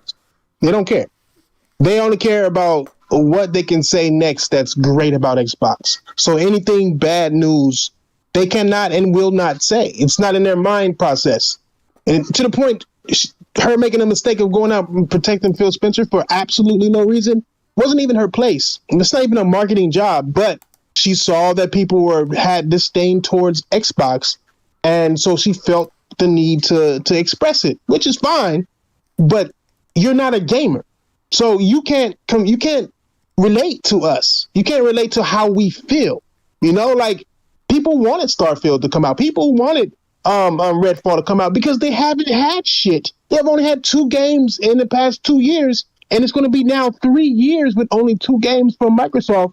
How do you expect us to be happy about Bethesda's purchase when you delayed every single Bethesda game while PlayStation gamers are playing Bethesda games launched this year for this console? You know? And it's just the way her saying that shit just proves that you don't know shit about gaming. You don't belong. Clearly you don't, because nothing you say makes sense. Yeah. Hey, shout out, hit the like button. You know what I'm saying? We got 300 viewers. Truly appreciate it. Thank you for rocking out. So here's the thing. So at what point for us gamers, and I open this up to the whole panel, where gamers prefer feel-good information that's not factual over factual information, but it doesn't make you feel good.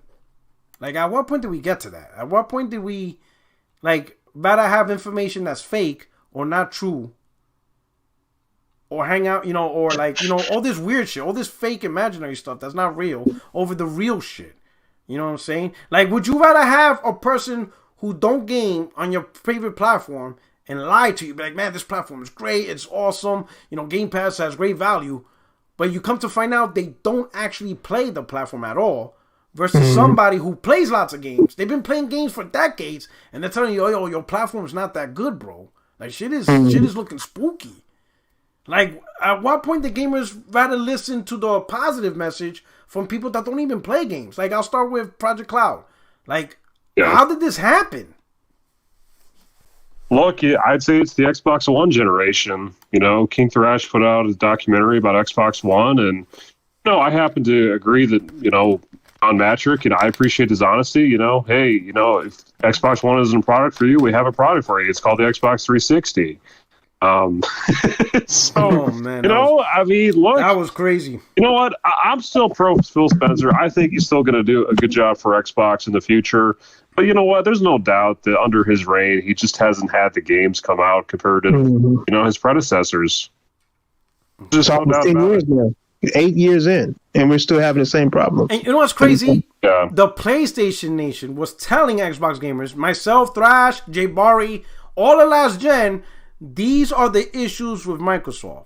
And this is why the Xbox was not a good platform. And they just told us, we're haters, we're whatever, console warring. Now that we're in the new next gen, right? The current gen, and Xbox One is last gen, now they're talking about all the issues of Xbox One. I'm like, bro, we've been telling you this 4 years ago. Instead of camping for the company and be like, all right, we understand you PlayStation dudes, but you guys are preaching facts. And you know what? We're going to take your facts and we're going to talk to Phil right now. Phil, this is what's wrong with the platform right now. And maybe, just maybe, you probably won't be going through the situation you're going through because you would have been honest and stuff damage controlling for years. And now wait until after the fact. Yeah. I would also say probably the cancellation of Scalebound was probably a big wake-up call moment. Like, yeah, something's a little fishy, It's like, I'll be honest, like, again, Scalebound wasn't necessarily for me, but you know what? It definitely was a project that's like, yeah, it's new IP, it's exclusive, it's got something that definitely a mass audience could catch on to, so if they can deliver on the quality and have a good marketing campaign, it could have succeeded, but, unfortunately it didn't work out. So, we're just kind of stuck with Sea of Thieves. Hey, Flight Simulator, great title, except it's not really a game, it's a simulation. We're still in wait for E3, wait for 2023, wait for Starfield, wait for Redfall, wait for unannounced projects, wait for projects that were announced last year at basically E3 time. So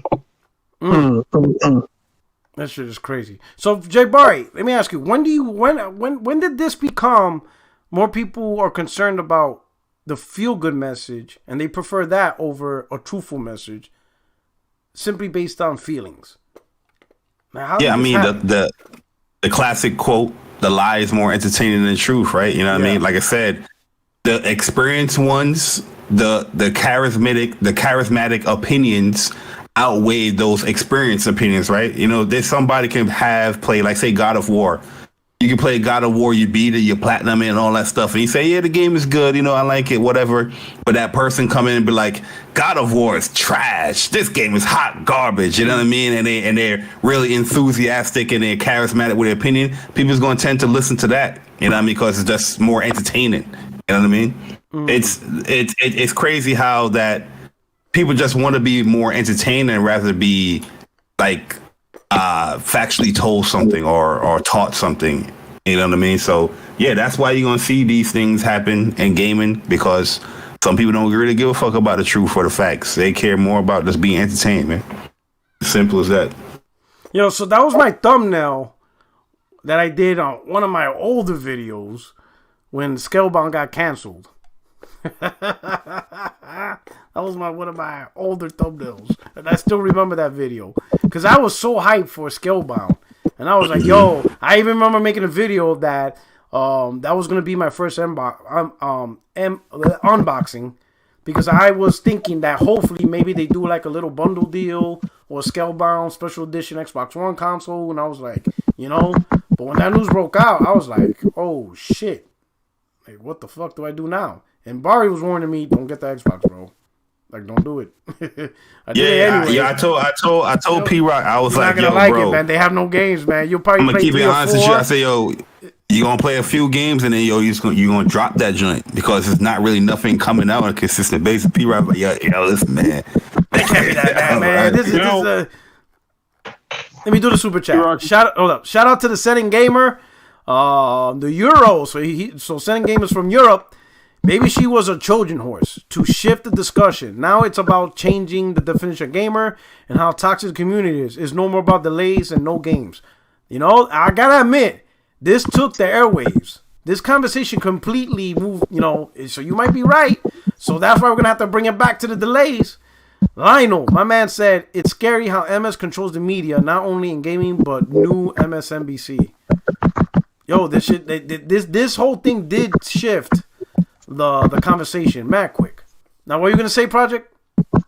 Yeah, I was gonna say, another key moment I think was probably when Xbox started to actually go big time with Kinect. And that was even with Don Matrick at the helm.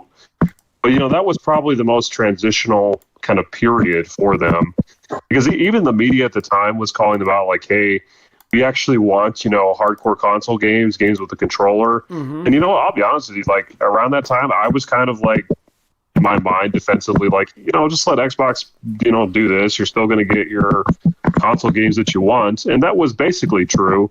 But it's definitely led us to the moment where we're at now.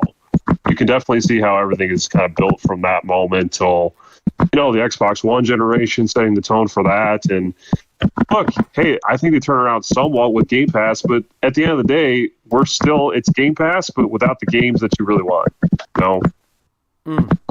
It's just like, okay, you could get games cheaper. That's cool for those who want to pay the lesser price and just not have to own games. If you're cool with that. But hey, King Thrash, you doing something in the background? What does it sound like? It sounds like something like a popping. Yeah, my bad. Me and my wife. No, just kidding. Shit. Man. My man hitting skins live on the air. God damn. I know. I was talking to him in the chat. Oh shit! Oh shit! He hitting skins right live on the air. Like, oh shit! My bad. I didn't. I'm tight. Hey, all right. Go ahead, Project. Finish up. Yeah, I mean, look, what Microsoft basically did with Office 365 and how you now have to pay annually for Office. I mean, hey, you get OneDrive, that's cool, and be able to access your documents on multiple devices just all the time with internet.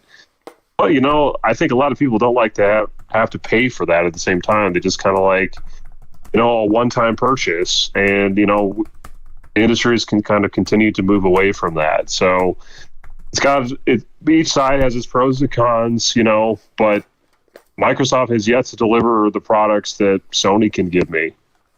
Okay. All right. It's a good point, man. It seems like Microsoft still have not fully recovered. And we're talking years. Right? Like, yo, Jay Barry. Like, 2013, man. Yeah. Even with the launch fiasco stuff, I mean, granted, the actual launch was a lot better than, E3 and Maytime with, always on, DRM stuff. But man, they've had ups and downs, but it's still kind of we're still kind of at that same point in a way. It's still the same narrative. It's something, yeah. So, like, Jay Barry, Sony went through their little issue with PS3, right? That was like their Xbox One gen, right? Yes, sir. Sony figured it out that gen. Like, they didn't need a whole new gen to fix themselves. Like, after 2009, like, the first 3 years was rough with PS3. The price, a lot of multi-plats were running And they inferior, still like had games at the significantly. time. Yeah. Yo, PS3 was a lot of experimental Yeah, like phases. man, right? Remember they tried to do that whole used game. If you buy a used the game, tech- you have to pay the Project $10 to $10. play online. Yeah. What else? We didn't get Metal Gear till like 2008, like 2.5 years after launch. We're like, God damn, they're doing like folding at home, trying to cure cancer. We're like, what the fuck is going on with this shit? Like, where's the JRPG games? They released the first Madden came out at 30 frames. I'm like, yo, this is crazy. Like, yo, what the fuck is going on? And Sony's like, yo, we gotta do something. But they did it. They came out with the Slim to drop the price, right? They released Demon Souls, Uncharted 2, Infamous. You know what I'm saying? They were just breaking out. They were just going after games. But, they were hitting up Sega, Valkyria Chronicles, PlayStation All-Stars, Little Big Planet. Then they bust out. They finished the year off. They finished the gen off. They took a lot of risks. A lot of risk on PlayStation 3 as well, man. And a lot of them paid off, but in the early phases, it kind of But PlayStation was in a little rut, right? They were like, "Yo, we kind of hurting here, right?" And Xbox was finally on cylinders. They were getting more multi-plats, more timed exclusives like Mass Effect, BioShock, Alan Wake. They were doing all that stuff there. So Xbox was hitting cylinders. PlayStation was having a rough time at the start, but Sony figured it out and fixed it that gen. Here's the war. Yo, you know what I'm saying? Yep. Sony finished off the gen with The Last of Us. Yep. Like, you feel understand that. Yeah, that gave PlayStation gamers faith that Sony got to figure it out. So when the PlayStation 4 comes out, it's gonna be a good gen because they established that faith. Here we are with Xbox, 2 years into it, and it still feels like they haven't recovered from 2013. It's still the same shit. Yep. Like the consistency with Xbox is just not there. You know what I mean? They have their little peaks and then it'll fall off crazy. Like a lot of people like to bash PlayStation 4 for the beginning and all that, but if you really look at PlayStation output when it comes to the PlayStation 4 first party wise, they were very consistent. Everybody keeps saying that PlayStation did a drop in the games in the first 2 years. It's full of shit. The console came out in 2013. You had Killzone, Knack, Infamous, Bloodborne, The Order 1886, and Drive Club, all in that 30. And you can put the remasters in there with the Last of Us, whatever. You know what I mean? And then 2016, you went from God of War, Uncharted, and all that stuff. Like there was always steady dripping certain stuff in there. It wasn't like how Xbox was dropping it, where Xbox had I think more. I wouldn't say first party, but they had more exclusive deals. Yeah. But when it comes to PlayStation first party, it was always a consistent flow of games that's coming out. Even when they came out and said, "Yo, guys, we are sparse this year," the next year they was like, "All right, we were sparse. Here's our E3 2016. You know what I mean? Yeah. The biggest and best E3 probably ever, in my personal opinion. Yeah, to me, those games came out. Yeah, E3 2016 was the most memorable for me. Like that Spider-Man announcement, I was like, that was a surprise. But then I saw Insomniac, I'm like, whoa, like how they pulled this. And eventually, what happened? A year or 2 years later, those games came out. It's a consistent, and look, you just said it. You just hit the nail on the coffin. PlayStation ended PS3 with The Last of Us, right? PlayStation ended PS4 with The Last of Us Part 2 and Ghost of Tsushima. You know what I mean? So it's just like, and they about to drop a new console, and they had new games ready for that console, and they still having that steady, consistent flow of games. Xbox, I don't know what the hell's going on. That's why I was telling people I'm not really hyping up Xbox when they buying all these studios, because they couldn't manage what they had in the first place. Like these games are not coming out. They had a whole 2020. 2 years ago, right? Where you had a whole bunch of CGI trailers, and none of these games are out yet. None. But you want to buy studios, more studios, and this and that. You can't manage your shit that you have now. The games that Xbox have out now are games that was already in development when they was buying these studios. You can't say the same thing for you probably can say for Insomniac. So they bought Insomniac after Spider-Man, matter of fact. But no, Insomniac had Miles Morales and Ratchet and Clank after the acquisition. And Spider-Man Remastered. Yep. Yeah. I'm telling you. And they rebuilt that Spider-Man because you have a whole new fucking character. It's not that's not the same 2018 Peter Parker. So they had to do all that over again with the Yeah. Well, I don't know how that works, but Right. Shout out to Pepe Instigator. He says, y'all notice that Bloodborne be trending like every other day? Maybe it's just my feed. I'm gonna be honest. I always see Bloodborne pop out since yeah, people are all going the back time. to it. I see going Bloodborne. back. Yo, I see Bloodborne because out of any game, I think personally that I seen people keep talking about is Bloodborne. Somehow, some way, Bloodborne gets brought up. Something. I either see like a PS4 share, somebody's talking about the book, or it's clips. Like Bloodborne has been like always been lingering around my timeline all the time. Like that's just something that like it just doesn't fade. If Sony's smart, they'll just fucking remaster. Bloodborne, Don't even. I mean, not even remaster. Remake.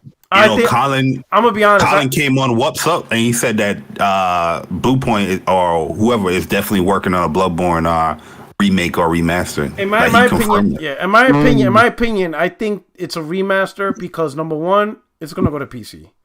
It might come to PS5 first, but with the remaster, with the remake, they're making it for PC. Instead of trying to just soup up the original, I think they're just gonna do a full blown remake, charge $70, and then like just kind of like what they did with the Uncharted. 6 months later, 7 months later, put it on PC. I have a feeling they're gonna repeat that process because PC gamers are dying to get that game. They're literally crying. I think it's a fair process too. I do it. If they're gonna do it, that's the fair way to do it. Yeah. Especially, we already got it. We got the remaster. We had it for years. And just give it to us 6 months. Whenever it die down, boom. I think one of the rumors was that maybe they're developing the Bloodborne sequel in collaboration with From Software. Mm-hmm. I think maybe the remaster was maybe being handled separately, maybe by like Nixis or one of those PC port studios that Sony recently got. Mm-hmm. Or even with a third party. And maybe Nixis or another studio is just doing like the remaster or remake. Oh my god, I would be ecstatic. I would love that more than anything else. Blue Point, like let's say Nixis or whoever does the remake, they launch it, goes to PC 6 months later, now the PC crowd, and then like a year later, Bloodborne 2, but only on PS5. That would be slick as fuck, because PC gamers would be like, some PC gamers, like for Horizon, they said screw waiting. I'm getting a PS5 because they love this so much on their PC. They want to play the sequel and they couldn't wait. And that's to me being a true gamer. Like, and I think Thrash, you made a good tweet. Well, no, it was sick. It was sick.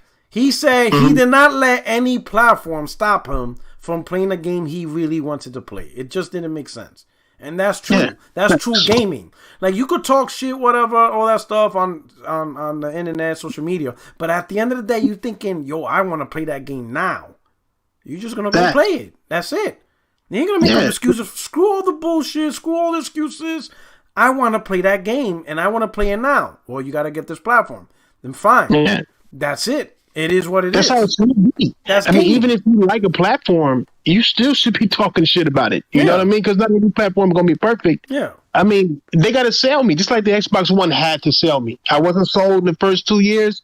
I liked Quantum Break, like how it looked. I'm like, 'cause I like games like that. I'm like, I'll play that. That's an interesting looking time travel. Like, I like that shit.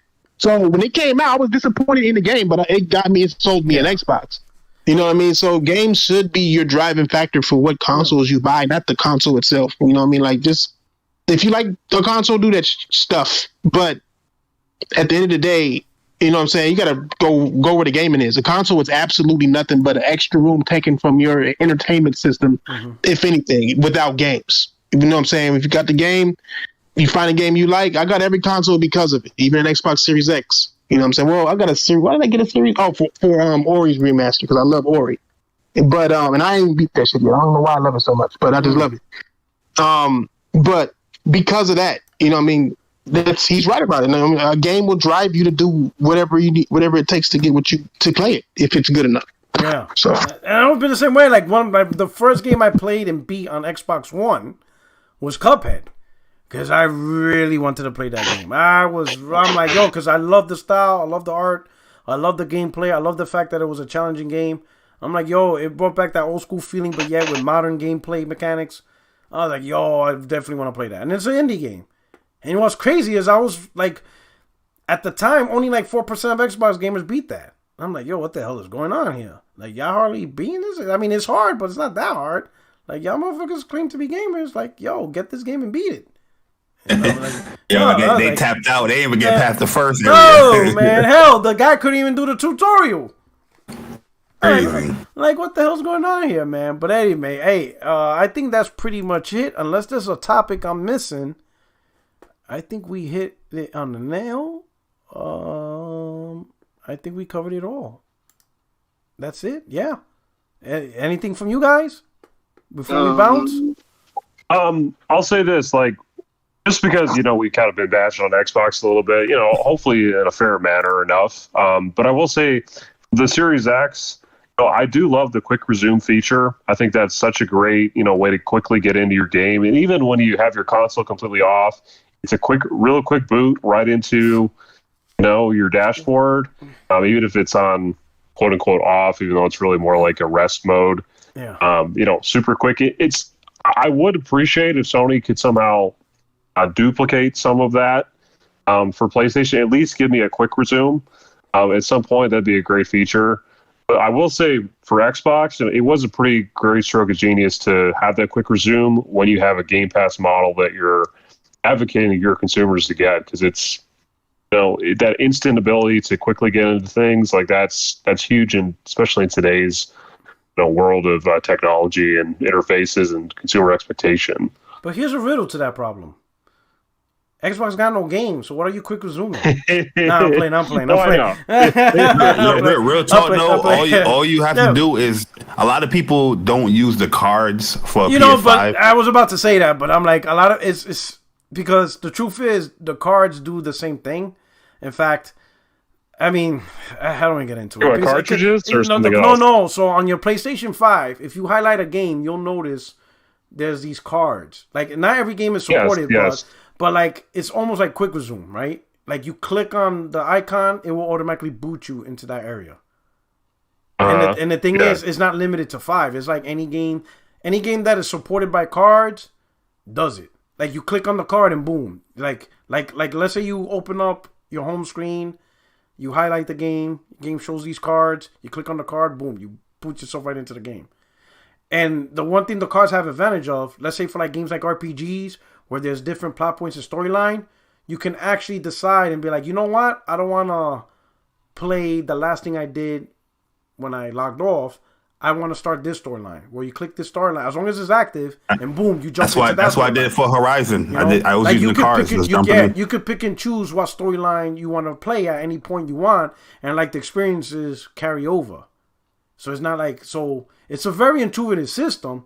It's just that so many people. It's limited. It's so is quick resume, because I heard not every game is quick resume capable either. I think it's like like it takes two, and a co-op game you can't do quick resume with that apparently. Yeah. There's a lot of games that don't support quick resume. The thing what I'm trying to say is, technically, the thing you want from quick resume, you got that already. It's that nobody on PlayStation really talks about it, so you don't know. Like, try it out. Like, whenever you got PS5, right? Absolutely, yeah. Just try it out, and you'll just try it out. Like, when you highlight the game, you see all these cards, just select the card and see how fast it gets you in the game. I don't know if you play like Miles Morales or you beat Miles Morales yet. There's like side missions or whatever you unlocked in the game. Like, you can just use the cards and it'll boot you like 2 seconds right into it. It's just weird because it does what Quick Resume does. Is that the community doesn't really talk about it. Because again, that's one thing I'll say about PlayStation. We don't exaggerate features. Like, when it comes to features, we're very quiet on it. We'll do a little talk, and then we just move on. And like, so if you're like a new PS5 gamer, no one will really tell you, oh my God. Like if you'd be like, hey, I just got a PS5, talk to me about it. We're only going to tell you games. But we're not going to tell you shit about cards or this or that. It's just games. Like, everything else you're going to have to figure out on your own, because we really don't talk about that. But just experiment. Experiment on the card systems, and next week I would like your opinion on it. Okay. And just experiment on it. and just see how you think about it. But there is one thing I want to talk about. Yes, this is a good one. UB Plus. Oh yeah, yeah, coming to PlayStation. Yeah. So UB Plus coming to PlayStation. It says right here, UB Plus will come to PlayStation in the future, bringing access to more than 100 titles, additional content packs, and rewards to the platform. The subscription service is currently available on PC, Stadia, and Amazon Luna, offering players day one releases, classic games, and premium editions, and ultimately will be available on PlayStation and Xbox. Ubisoft also revealed that beginning May 24th, it will launch a new UB Plus subscription for PlayStation Plus called UB Plus Classics. UB Plus Classics on PlayStation is a curated selection of popular games, including top-selling Assassin's Creed Valhalla, The Division, and For Honor, as well as beloved classic games like Child of Light, Far Cry 3 Blood Dragon, Watch Dogs, Werewolves Within, and more. The Ubisoft Classics catalog for PlayStation Plus will launch with 27 titles and will grow to 50 by the end of 2022. Check out the full list of day one games below, and on the list it says Assassin's Creed Valhalla, For Honor, The Crew 2, Child of Light, Eagle Flight, Far Cry 3 Blood Dragon, Far Cry 3 Remaster, Far Cry 4, Legendary Fishing, Risk, South Park's The Fractured But Whole, South Park The Stick of Truth, Space Junkie, Star Trek Bridge Crew, Starlink, Battle for Atlas, Steep, The Crew, The Division, Trackmania Turbo, Transference, Trials Fusion, Trials of the Blood Dragon Game, Trials Rising, Valiant Hearts, The Great War, Watch Dogs, Werewolves Within, and Zombie. With UB Plus Classics, we're providing PlayStation players with another way to enjoy Ubisoft games on their console, said Chris Early, Ubisoft Senior Vice President of Partnerships. This is just the beginning, and as we ultimately make UB Plus available to PlayStation owners, as we continue to build our vision and provide players with more options to access their favorite games wherever they are. Ubisoft Classic will launch bundled with the PlayStation Plus Extra or Premium. So it's not just Premium, it's also the middle tier Extra. So either or will get your Ubisoft Plus. Subscriptions on May 24th in Asia, June 2nd in Japan, June 13th in North and South America, and June 23rd in Europe. So what do you got to think about that? So, Jay Barr, I know you're into PS Now and all that. What do you think about this? Yeah, does it bring great value? Yeah, I always said that PS Now was always a great value just due to the sheer library of games you get to play. And I've been through the entirety of PS Now, like from the beta to, when they stopped actual calling it PS Now or the actual service in January. But yeah, like at the addition to Ubisoft Plus with PlayStation Plus and, they're merging PS Now into PlayStation Plus. Honestly, you can't find another service that offers as many things, all these benefits like a PlayStation Plus going forward in June. Like real talk, it's one of the cheapest out there. When it's compared to like Game Pass and its yearly cost, it is cheaper by like $60, I think. Because it's $120 to $180, and you're getting way more, from it. Up to 700 plus games that you can just play right from a subscription of the PlayStation Plus Premium. That's the addition of like PS Now stuff, the old school games, the game trials, and here fucking Ubisoft Plus. Remember earlier this year, everybody was like, "Yo, this is why Game Pass is the best." You know what I mean? Ubisoft Plus coming to Xbox. Rumors. Yeah, there was like Ubisoft Plus coming to Xbox.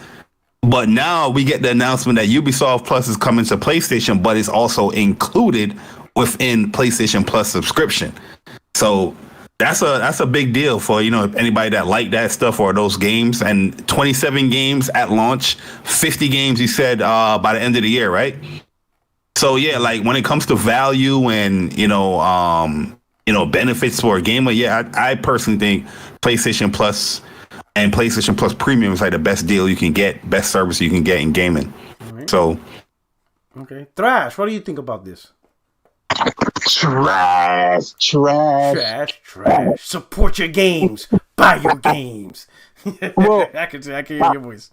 Like right now, I'm about to subscribe to GameFly. I can hear Thrash behind me. Porter Rock, what you doing? Support your games. All right, buy your games, Porter Rock. Close that window. Get rid of that app. You ain't game flying shit in this house. buy your games. What are you doing? So what do you think? What do you think, Thrash? I can see Corey Barlog having problems with his wife already. He really ain't gonna be there for that divorce now. What did you do? No, I mean, at first glance, I mean, it looks. If you're not buying, I don't even know how to look. I own every game on there, right? That got announced, so it means absolutely nothing to me. Yeah. And PS Now has been around for years, so that means absolutely nothing to me either. It's just PS Now mixed in with PS Plus. Yeah. But looking at the titles and what's coming, and the size of the titles and the type of brands and the how old and young these games are, it's better than Game Pass as far as I'm concerned. I'm not going to get either, but as far as I'm concerned, if Microsoft can't do day and date with their games, or even day and date of big time games, what's the point of saying that Game Pass has an advantage if that advantage is Microsoft's biggest disadvantage? You know what I'm saying? That's true. If they had fucking games coming out 3 a year, then I'd be like, yeah, okay. You know what I'm saying? Even if they're trash, like 3 a year, but we are getting 2 every 3 years. That's like 25% of a game a year or some shit. So as far as the quality goes, I see that. But then I am questioning Ubisoft's little entry because it's like, one Assassin's Creed? Mm-hmm. So, I mean, I know they're probably saving it for later and all of that, and that's good. But I don't see this replacing. I don't see it getting as big as people say it will. I don't think it's going to get that big. I honestly don't. I think it's just PS Now. It costs more to do it. I think it costs the same if you do the same thing as if you do premium. But if people like it, it's there. People who have PS Now are definitely going to be happy. There are some people who might want to actually do this, not for day and date games, but for just the catalog that they actually have. Because they have some good games in the catalog. And I think the biggest advantage is the game trials, if they do it correctly. Mm-hmm. If, from what I'm understanding, they're supposed to have trials for games that are new and trials for games that are at least 3 months old in between that time. And they're trying to get everybody to do that. If that's true, then that's big, because that's essentially big time games. And games that are over $30 or $34 are mainly going to be AAA games.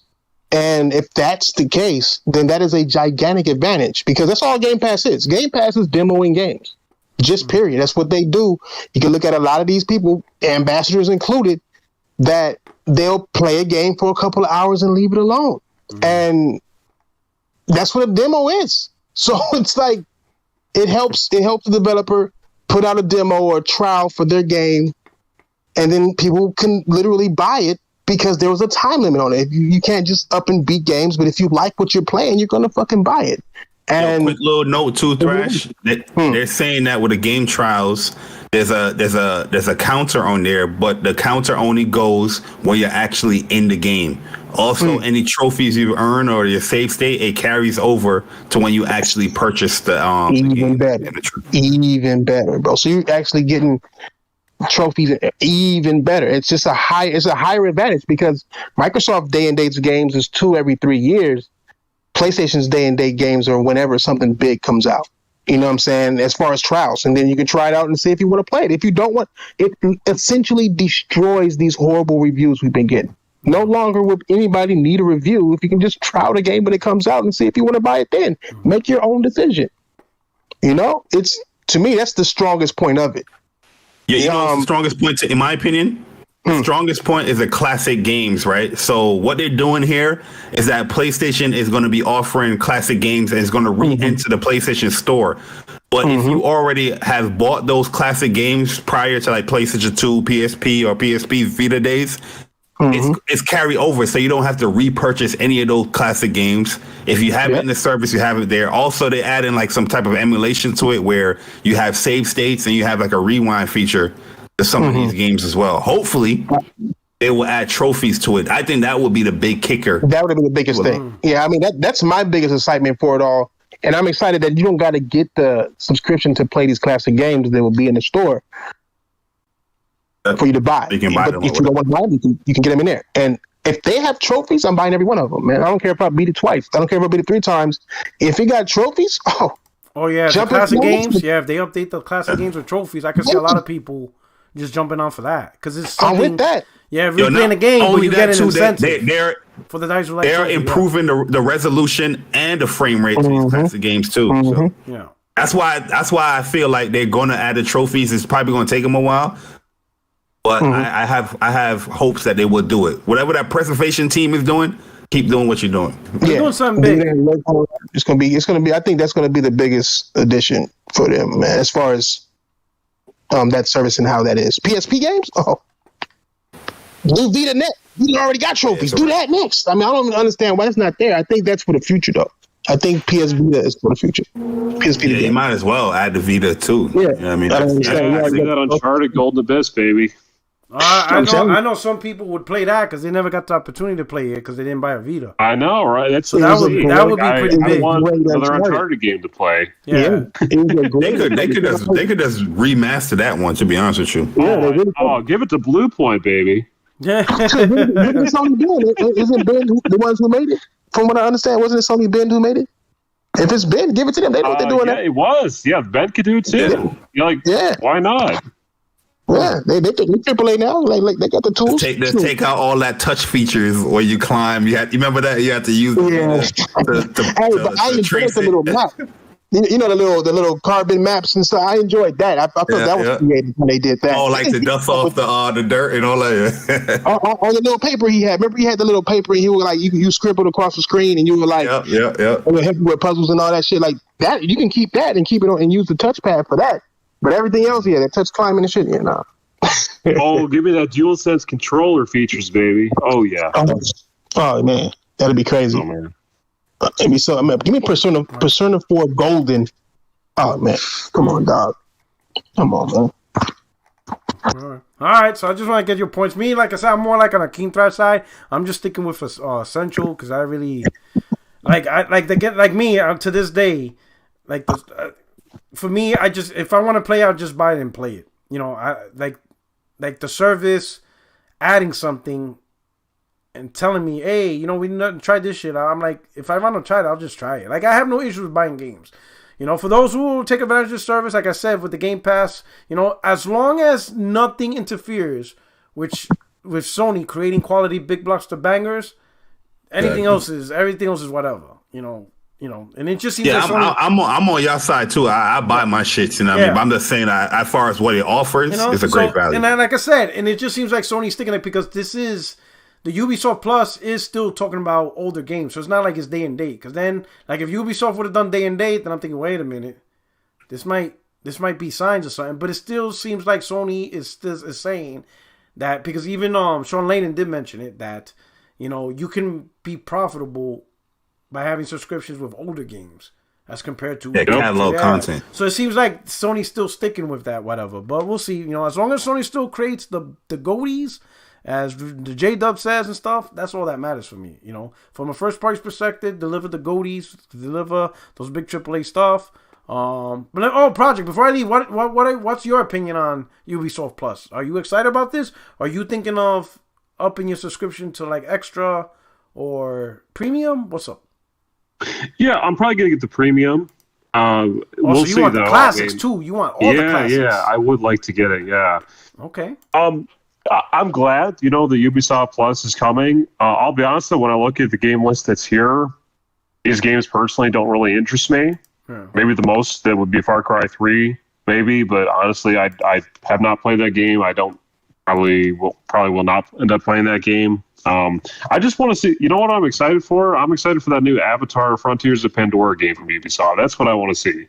Not necessarily Ubisoft Plus day one. That's not going to happen. Oh, that's Ubisoft. But they're making that. It's still on track to release this year. I can't wait, dude. We'll see. Okay.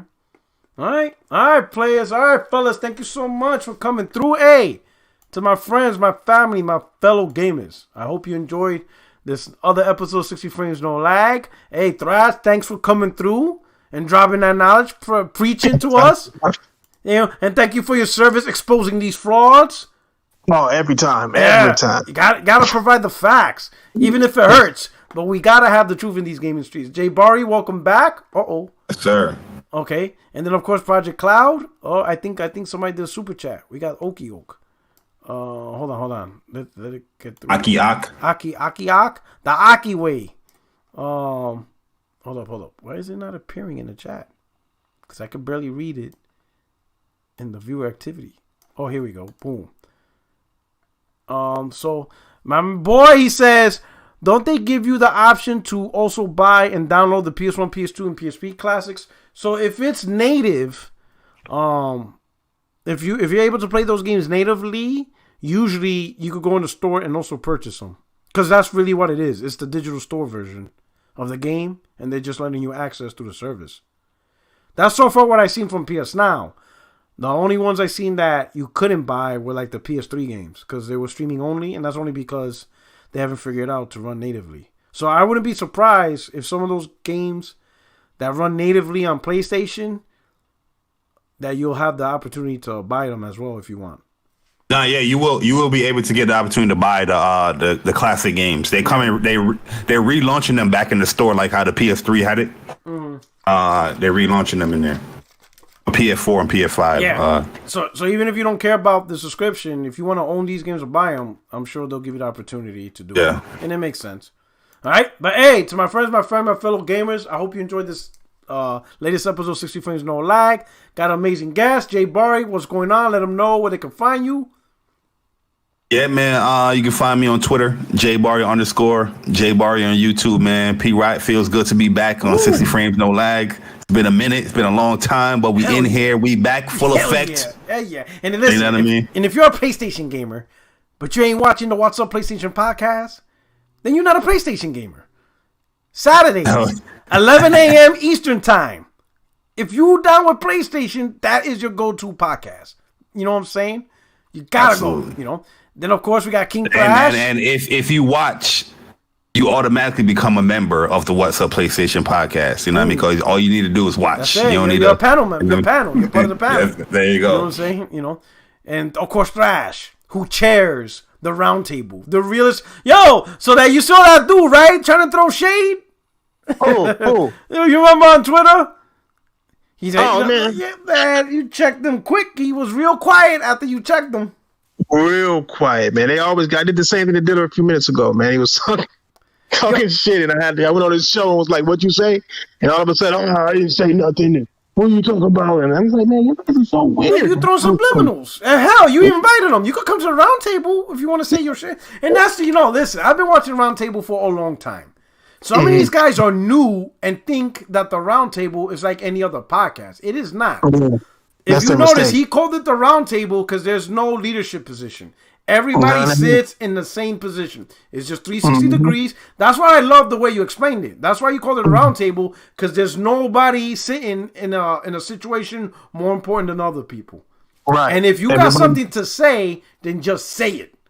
Yes. Doesn't matter. It's not there to, hey, let's talk about a developer and all that. No. You sit at the round table is because you got shit to say off your chest. So just say it. It's always been that way. And people don't understand it's not like any other podcast, because it's not. So you need a show where you got some shit to say, hop on and say it. Anybody can hop on. I mean, you did it with Jeff. You came and pulled your chair straight up. Didn't even say hi to me. Went directly to Jeff. Yeah. Yeah, just say it. And people be like, Joffrey was invited on this show and he treated him respect. And you were like, well, one, I didn't even invite Joffrey. He came to me because he has shit to say off his chest. That's how it is. So when's the next round table? I don't know. I go to work tomorrow. Hopefully this weekend. I mean, the round table doesn't have a schedule at all. That's true. That's true. It's just when you got shit to say off your chest, say it. It's going. Yeah. You know what I'm saying? I mean, round table member hit me up. Hey, I need a round. Okay, let's go. You know what I mean? It is. So it's hopefully this weekend sometime. If it's up to me, this weekend. If it's sooner, it's because somebody at the round table was like running. All right, cool. All right, no doubt. Good seeing you, man. Thanks for coming through. And doing what you do. And Project Cloud, thank you for coming through again. You're welcome. Yeah, 30 frames, some lag here and there. No. We want 20 with VRR now. We want 20 VR ray tracing performance. All All right, and don't forget the activity cards, 60 frames activity cards. All right, but anyway, appreciate it. Thank you so much, brother. I really appreciate you rocking out and giving your opinions. All right, but anyway, hey, on your way out, hit the like button. I hope you enjoyed the show. This is your boy Porter77, your only friend in these YouTube streets, and we out of here. I will catch you next week. I will try to post a video I said I was gonna do last week, which was on the fourth quarter investors meeting. But you saw what happened this whole week. Yo, it was bananas. Yo, it was overwhelming. Maybe, the rest of the week is a little bit calm, and I could push out that video. I could catch up, watch the investors meeting, and then break it down for you guys specifically about PlayStation. Until then, hey, thanks for rocking out. Truly appreciate the support. Membership is live for those who want to support it. But hey, at the end of the day, just watch the content, hit the like button, subscribe. This is your boy Porter77, and I'm out of here. Peace.